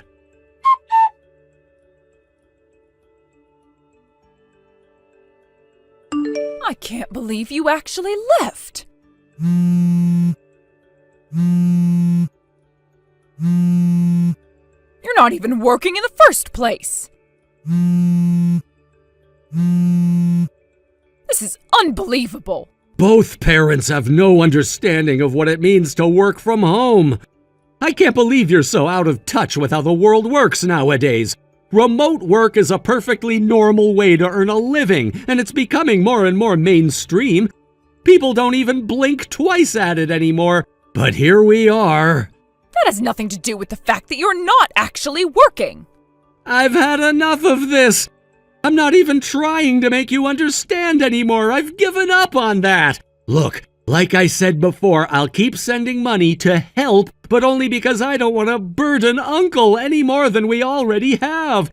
He's the one who covered my tuition, after all. And for Mark's sake, since he's still in college and living at home, I want to make sure things don't get harder for him. So you better start working seriously. Brock!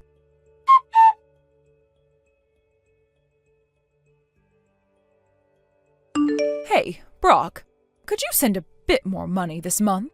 What? Why? I'm already sending $3,500. Well, I kind of messed up at the part-time job I started recently, and now I have to pay for damages out of my own pocket.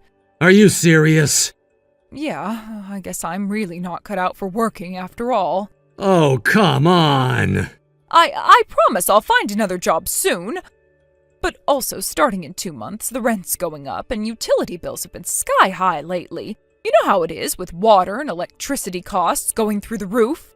When I put it all together, the only solution is for you to send more money. I don't know. Plus, there's still all that debt hanging over us, so I'm really begging you. Fine, I guess I have no choice.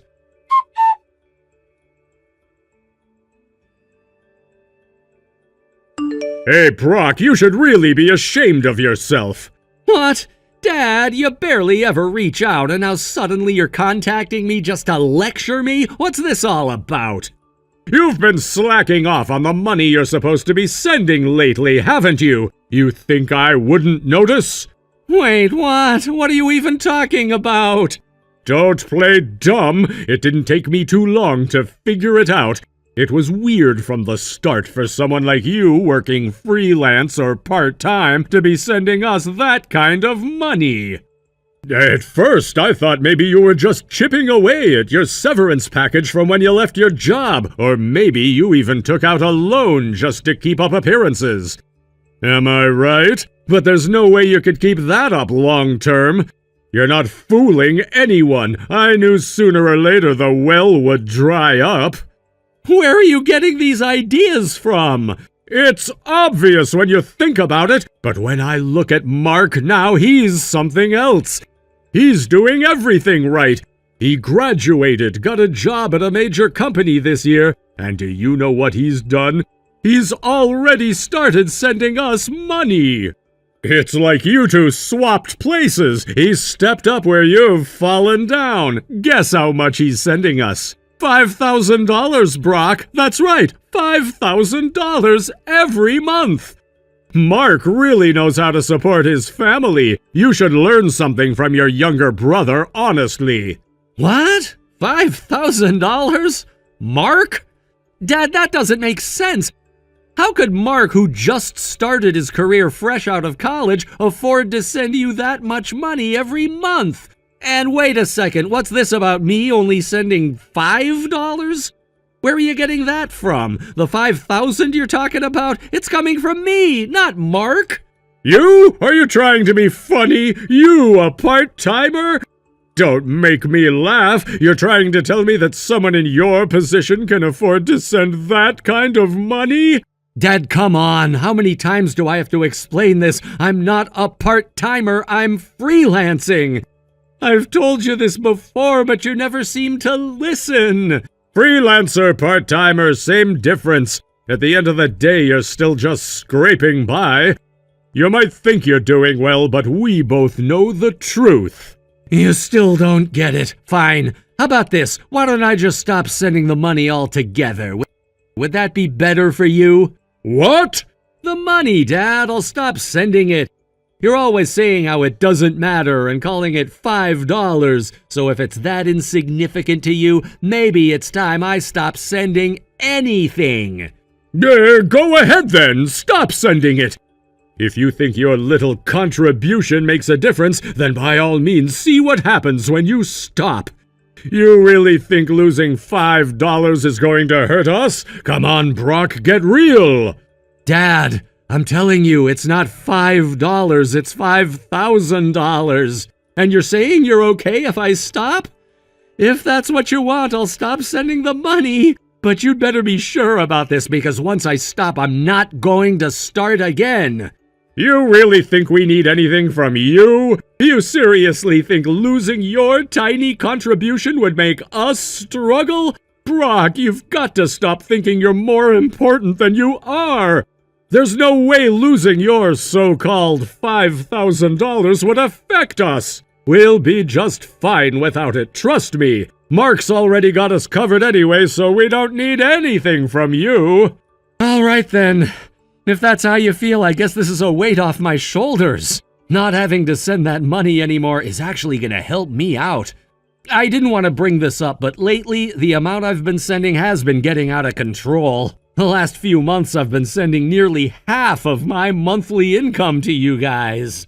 It's been getting harder and harder to manage my own expenses, and I was starting to realize that this just isn't sustainable for me. I didn't want to say anything because I knew you needed the help, but I've been thinking for a while now that I can't keep this up.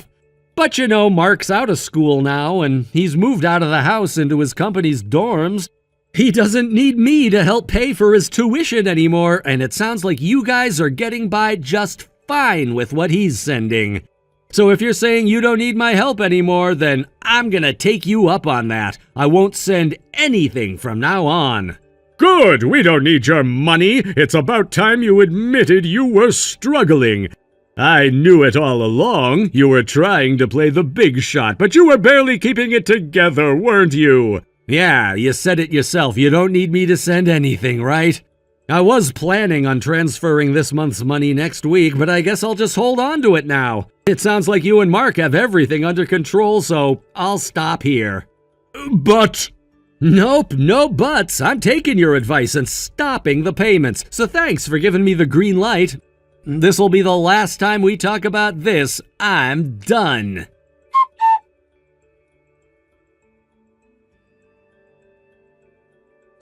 Hey, Brock. It seems like this month's allowance hasn't been transferred into my account yet. If you don't send it soon, I won't be able to pay the rent. Wait, what? Mom, hasn't Dad told you I'm not sending the allowance anymore starting this month? What? Why not? This is the first time I'm hearing about it. Yeah, Dad said that losing my allowance wouldn't lead to any major hardship. He also said something about how he didn't need my measly little allowance, so apparently I don't need to send it anymore. What? Oh, that lazy man who quit his job and spends all day lying around the house has no idea what will happen if the $5,000 allowance stops. Does he not understand the consequences? Yeah, about that, he seemed to think the $5,000 allowance was from Mark, and that I was only sending $5 every month. He was complaining about it. Wait, what? I tried explaining that it's been me sending the $5,000, but he didn't believe me. Mom, do you have any idea why he might think that? Oh no, oh, I messed up.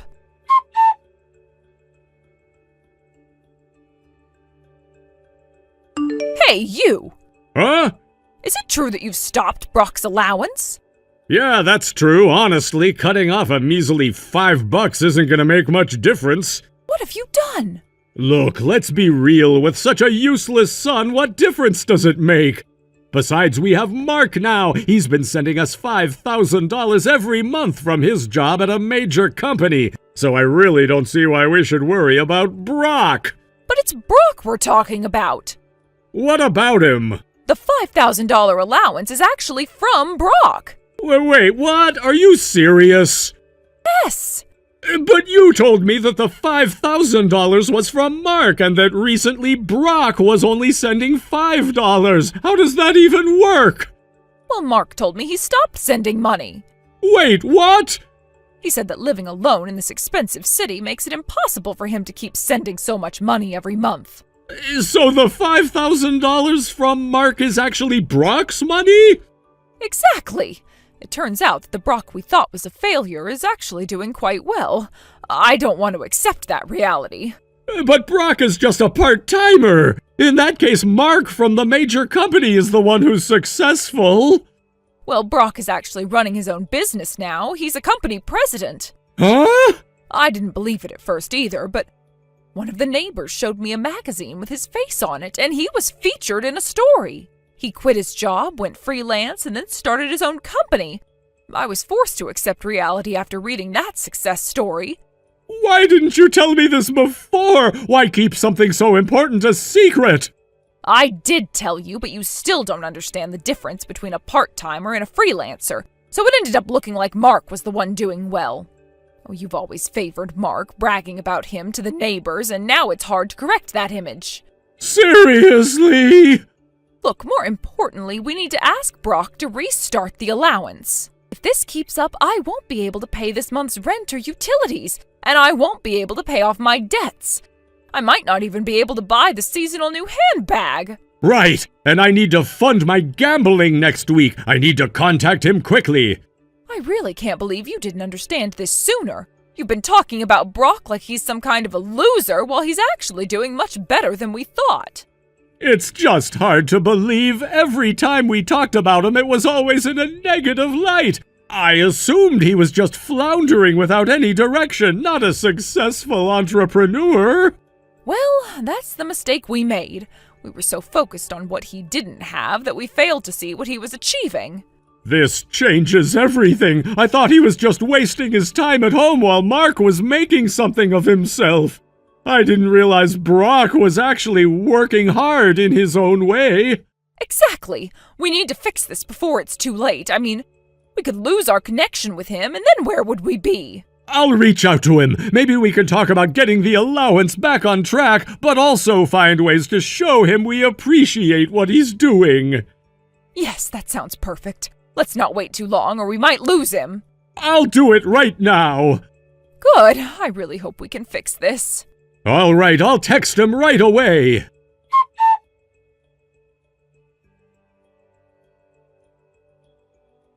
Brock! I heard a lot from Mom. It turns out that the allowance of $5,000 you've been sending is real, isn't it? Now that the misunderstanding has been cleared up, let's put everything behind us and move forward. I need you to transfer this month's payment right away. Huh? Why hasn't he read it?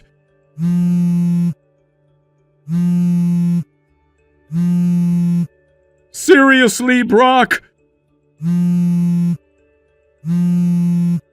Are you ignoring me? I need that $5,000 from you right now!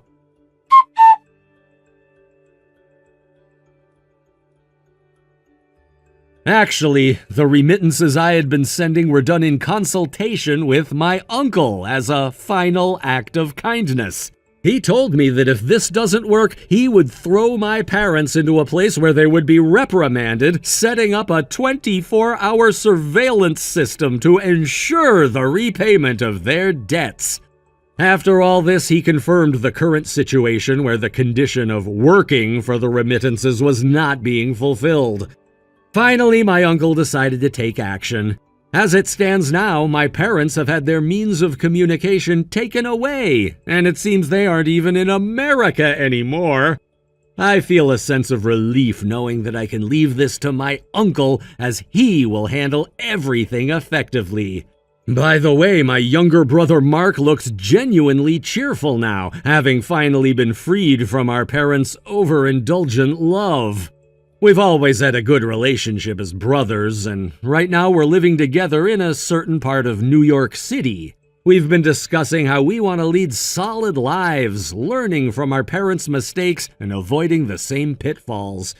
It's a refreshing change to be free from that chaotic environment, and we're both motivated to work hard and build a future that doesn't involve the same struggles our parents faced.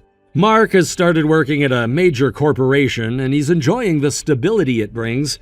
He's learning how to manage his finances wisely, unlike our parents, who made reckless decisions that put them in such a dire situation. Watching him flourish is inspiring, and it makes me want to push myself further, too. Living together has its challenges, of course, but we're committed to supporting each other. We share chores, cook meals, and even brainstorm ideas for side projects we can work on together. Mark has this idea of starting a small business that aligns with his interests, and I've been giving him feedback and helping him refine his plans. It's a breath of fresh air to discuss our aspirations without the weight of our parents' expectations or negativity hanging over us. We both agree that maintaining a strong bond and being there for one another is essential. There's a newfound sense of camaraderie that has strengthened our relationship. Sometimes I think back to how things were with our parents. The endless arguing, the mismanagement of money, and the chaos that seemed to follow them everywhere.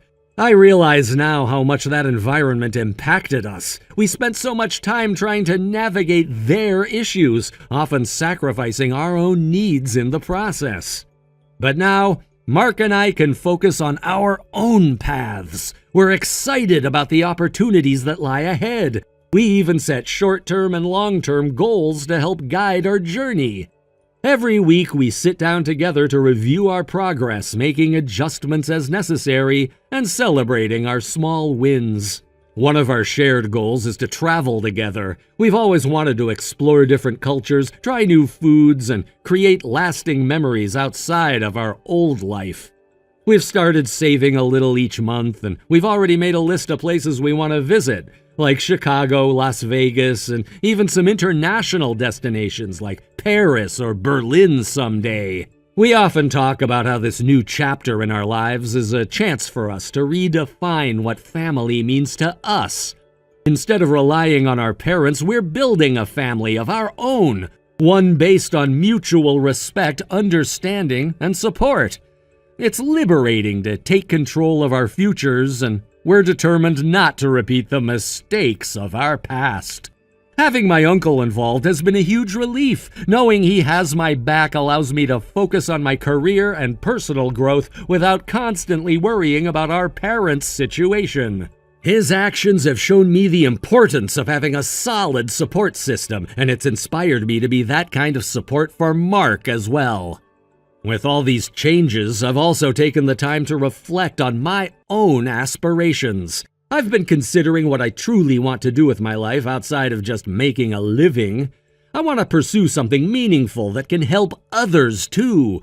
Perhaps getting involved in community service or nonprofit work could be a way for me to give back while fulfilling my personal ambitions. In conclusion, while the path leading up to this point has been tumultuous, I believe it has ultimately shaped us into stronger individuals.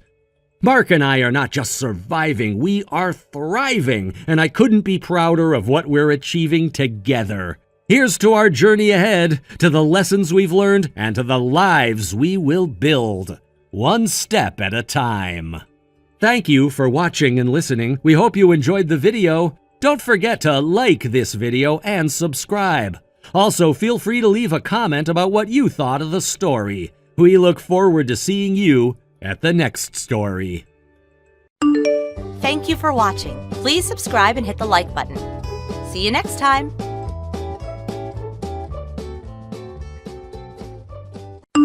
Hey, Keaton, is it true that you started working at a factory? Huh? Oh, Dan, it's been a while, hasn't it? Since the middle school reunion, I think. What's up? Forget the small talk, just answer my question. You were working in sales at some big company, right? If I remember correctly, it was one of those well-known, prestigious ones. And now I heard you're working at a factory. Is that true? Like, seriously? Yeah, you heard right. I started training at a factory in M-Town about 2 weeks ago. It's a pretty solid place. I knew it! I saw you in your work clothes heading into one of the factories my company outsources to, and you're still in training?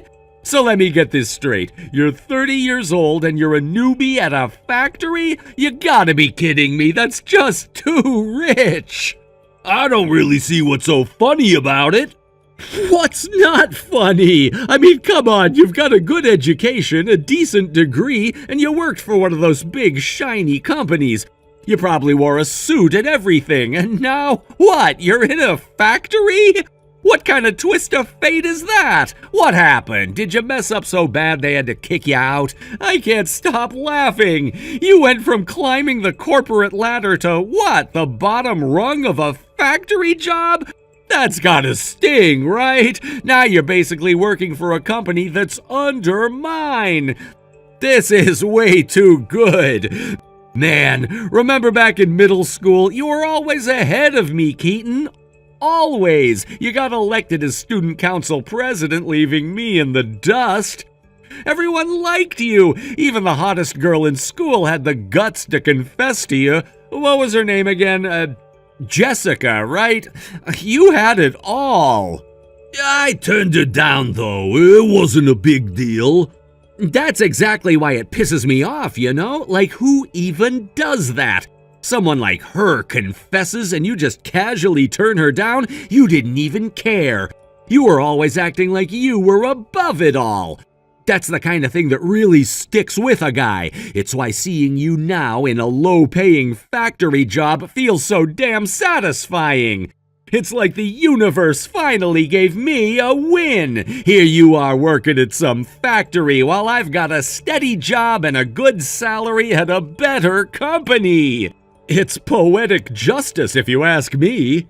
Now you're just a bottom feeder, a cog in the machine. How's that feel, huh? It's gotta suck. Look, that's not exactly what happened, Dan.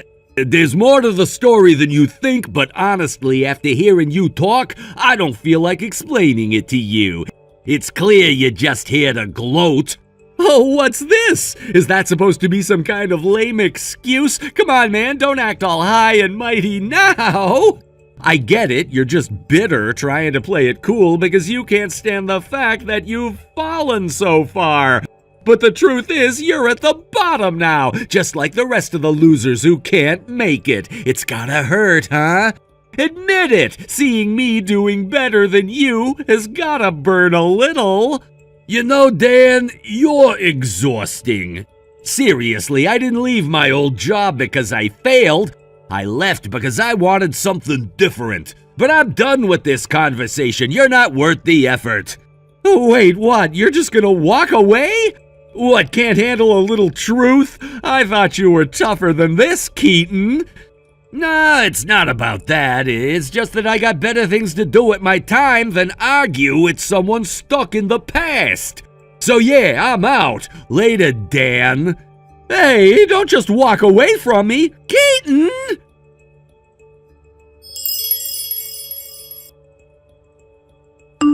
Keaton, it's been such a long time. It's Mary from F Company. I used to work at the branch office. Mary, it really has been a while. I hope you've been well. It's great to hear from you. I'm doing well, thank you. Actually, the reason I'm reaching out is that I've recently received a transfer order. I'm being moved to F Company's headquarters in M City. While I was visiting your company's New York office to introduce myself and meet the new sales representatives, I was surprised to learn that you're now working at a factory in M-Town. Is it true? Are you finally making the move?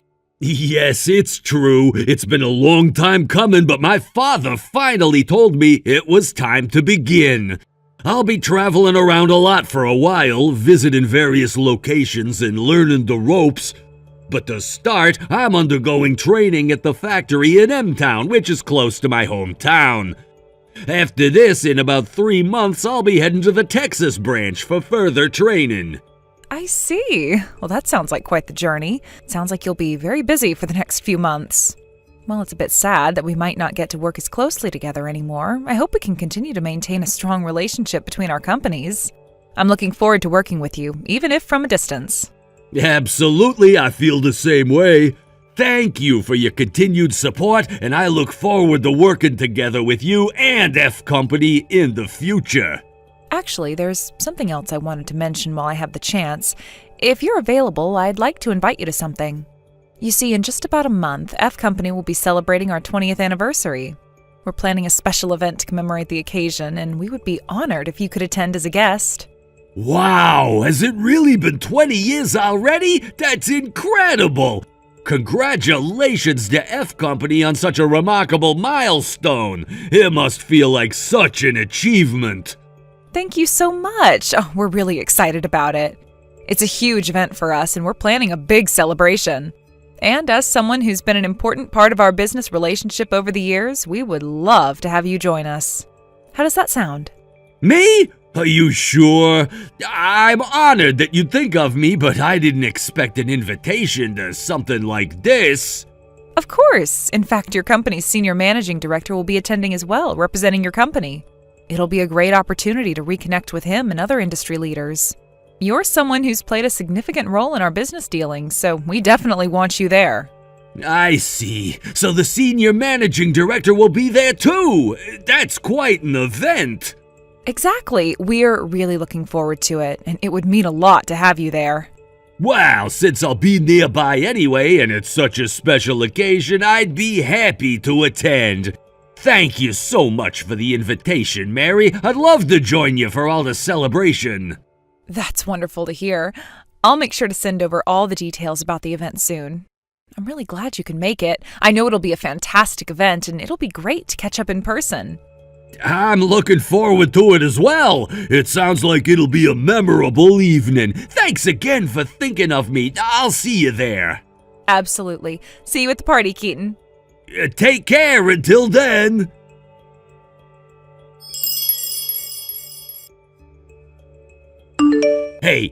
Hey, what the hell are you doing here? Why are you at our company's anniversary party? This event is for important people, our main clients, stakeholders, and major investors. So how the hell did you get in? What? I don't understand. I'm in charge of managing the guest list for this event, and just a moment ago I saw you walking in. But I'm telling you right now, don't get too comfortable. You're not getting inside. Oh, wait, I see now. F Company is where you work, isn't it? Ha! You think they invited someone from a lowly subcontractor like your factory? You've got to be kidding me. This party is for big players only.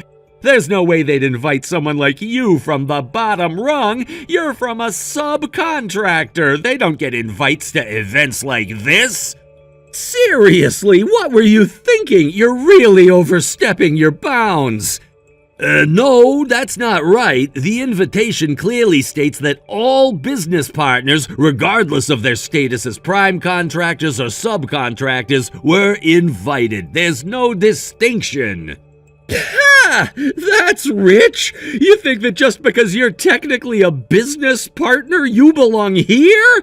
Dude, don't kid yourself. You're nothing but a bottom feeder, and the fact that you're even trying to walk in here is absolutely hilarious. Same old you, always pushing your luck and acting like you belong somewhere you don't. Actually, I have an official invitation right here. And to clarify, I wasn't invited as a subcontractor representative, but for another reason altogether. Sure, like I'm gonna believe you. That invitation is probably fake, right? You went to some shady print shop and had it made up to look real. You don't seriously expect anyone here to believe you're supposed to be here, do you? How about you actually take a look at it before jumping to conclusions? It's a legitimate invitation. Nah, I'm not wasting my time on fake invitations. Why would I bother looking at something so pathetic? You're lucky I'm even giving you the time of day. Well, I'm not here alone. My superior is with me. Oh, you mean that washed-up-looking old guy standing next to you earlier? You think I didn't notice him? What a joke! He looked just like you, another bottom dweller from the lowest tier of society. It's laughable. I seriously can't believe they let people like you near events like this. Listen, that old guy you're talking about is someone pretty high up at the company, and you should really think twice before disrespecting someone like that. I don't know if you realize it, but you're talking to a representative of a business partner. This kind of attitude could really come back to bite you. Right, like I care. All I know is this. Subcontractors from low-class factories are strictly forbidden from entering this party. End of story. Now do yourself a favor and get lost before you embarrass yourself any further. Go back to your little factory where you belong. You're really making a mistake here. I'll just say this. Whatever happens after this is out of my hands, but don't say I didn't warn you.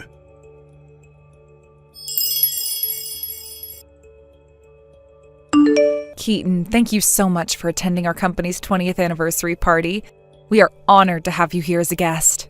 Mary, thank you. I actually saw you earlier in the lobby near the reception area, but you seemed quite busy running around with preparations, so I didn't want to disturb you.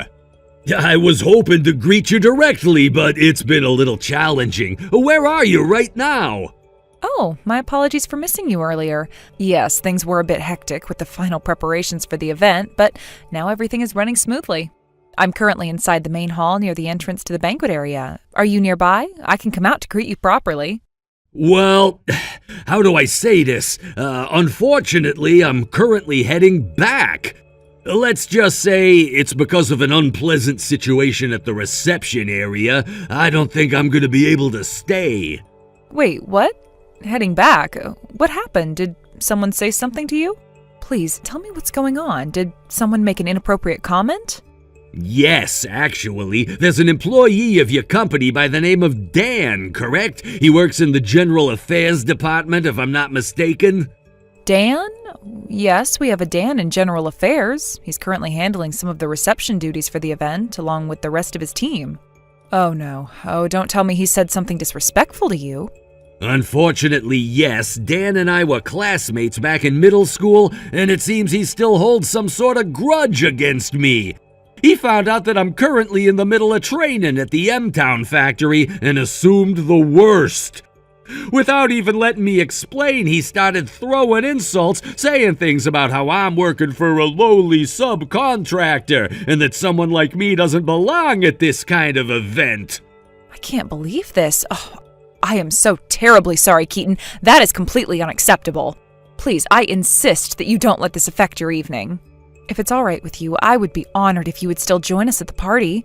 I will personally meet you at the reception area and ensure there are no more issues. You are a valued guest, and I will make sure you're treated as such. Thank you, Mary. I appreciate your understanding. I'll head back and meet you at the reception area. It's just unfortunate that this happened at all. I didn't expect to be treated like this, especially by an old classmate. Keaton, please believe me when I say that this is not how we treat our partners, especially someone like you. Dan will be dealt with accordingly, but for now, please let me make it up to you by ensuring you have a pleasant time at the party. I will speak to the reception team and make sure everything is handled smoothly. I appreciate it, Mary. I'll make my way over now. I didn't want to cause any trouble, but I also didn't want to just leave without saying anything. It's comforting to know you're handling this situation.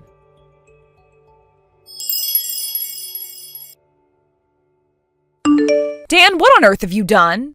Huh? Oh, it's you, Mary, from the sales department? What's wrong? Did something happen? You kicked Keaton out of the party, didn't you? Oh, that?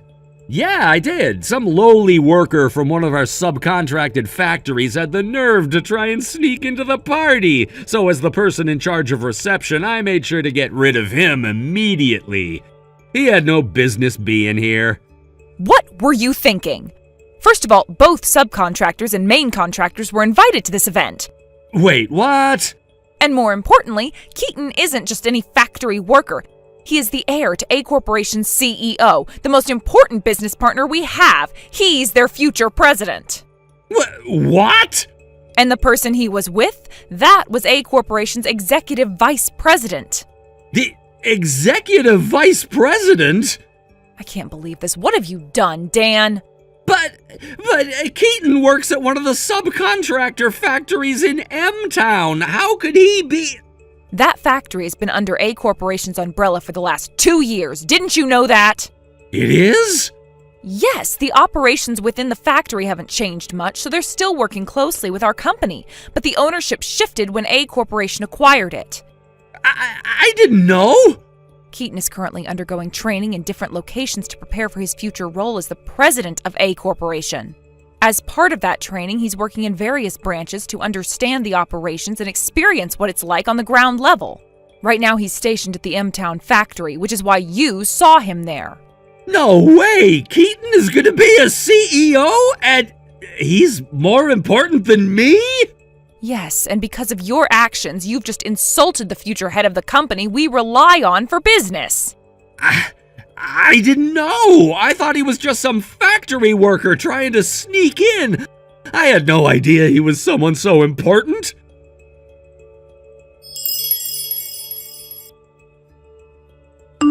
Wait a minute. Weren't you from a single-parent household? Huh?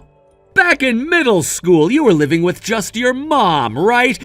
You never mentioned having a dad, let alone one who was the president of A Corporation. Well, my parents were both working in different places because of their jobs. From when I was around 10 until I was 15, my dad and I lived apart for about 5 years. What? Why? Around the time my father was offered the position of the next president, he moved to New York for a work assignment. My mother, on the other hand, had a senior position at a local company, and since she couldn't easily quit, she stayed behind. That's why she didn't follow him. When I was ready to attend high school in New York, my mother was finally transferred to the Boston office, which was closer to New York. So now my parents are living together in a nice apartment in New York. No way! I'm pretty sure I explained the whole separate living situation back in middle school multiple times. Wait, what? You had this habit back then of ignoring anything that didn't suit you or conveniently twisting things to fit your own narrative. It seems like even at 30 that hasn't changed. If anything, you've doubled down on it and not in a good way. That's not what I meant. Given your tendency to look down on people you think are in weaker positions, I'm guessing you've been up to your usual antics, haven't you? Well... In any case, the incident at yesterday's party was reported to the higher-ups by Mary, your sales department manager. From what I've heard, that report opened the floodgates. Now there are more complaints coming in about you from other employees and even some of our business partners. Looks like this is being treated as a compliance issue that can't be ignored. That's why you've been put on mandatory leave, right? All you can say is, huh? Shut up! I was working at the main office, and now I'm about to get demoted if I'm lucky. If demotion is all you're facing, you might get off easy. What? Just a guess. I've already received an apology from your company for the incident, and the rest is an internal matter for F Corporation to handle. Wait, so I've been informed that I'll be notified of the final decision regarding your punishment, so I guess I'll just wait for that. Hold on a second! Stop being so casual about this! Help me out! Help? You? Why? Because we're friends, right? Friends? What part of our relationship resembles friendship? Well, I mean... If you can't answer that, then we're not friends, are we?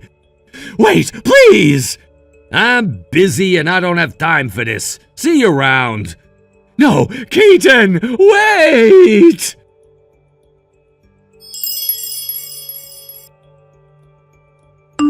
Regarding Dan's punishment, to get straight to the point, officially he resigned voluntarily. In reality, he was fired. By the way, F Corp is a local company in our hometown where both Dan and I grew up. As a result, many of the employees are familiar faces, classmates, seniors, and juniors from school. This incident became the catalyst for Dan's bad personality and abusive language to spread throughout the community. Soon enough, even his parents, who were similarly unpleasant, found themselves in a tight spot socially. Eventually, they couldn't bear the shame and left town, abandoning the house where Dan was born and raised. About 6 months after all this, Mary mentioned to me that she saw someone who looked like Dan at a construction site while on a business trip. He was being scolded and carrying materials while sniffling in tears. I can only hope that the tough working conditions straighten out his twisted attitude. Thank you for watching and listening. We hope you enjoyed the video. Don't forget to like this video and subscribe. Also, feel free to leave a comment about what you thought of the story. We look forward to seeing you at the next story. Thank you for watching. Please subscribe and hit the like button. See you next time.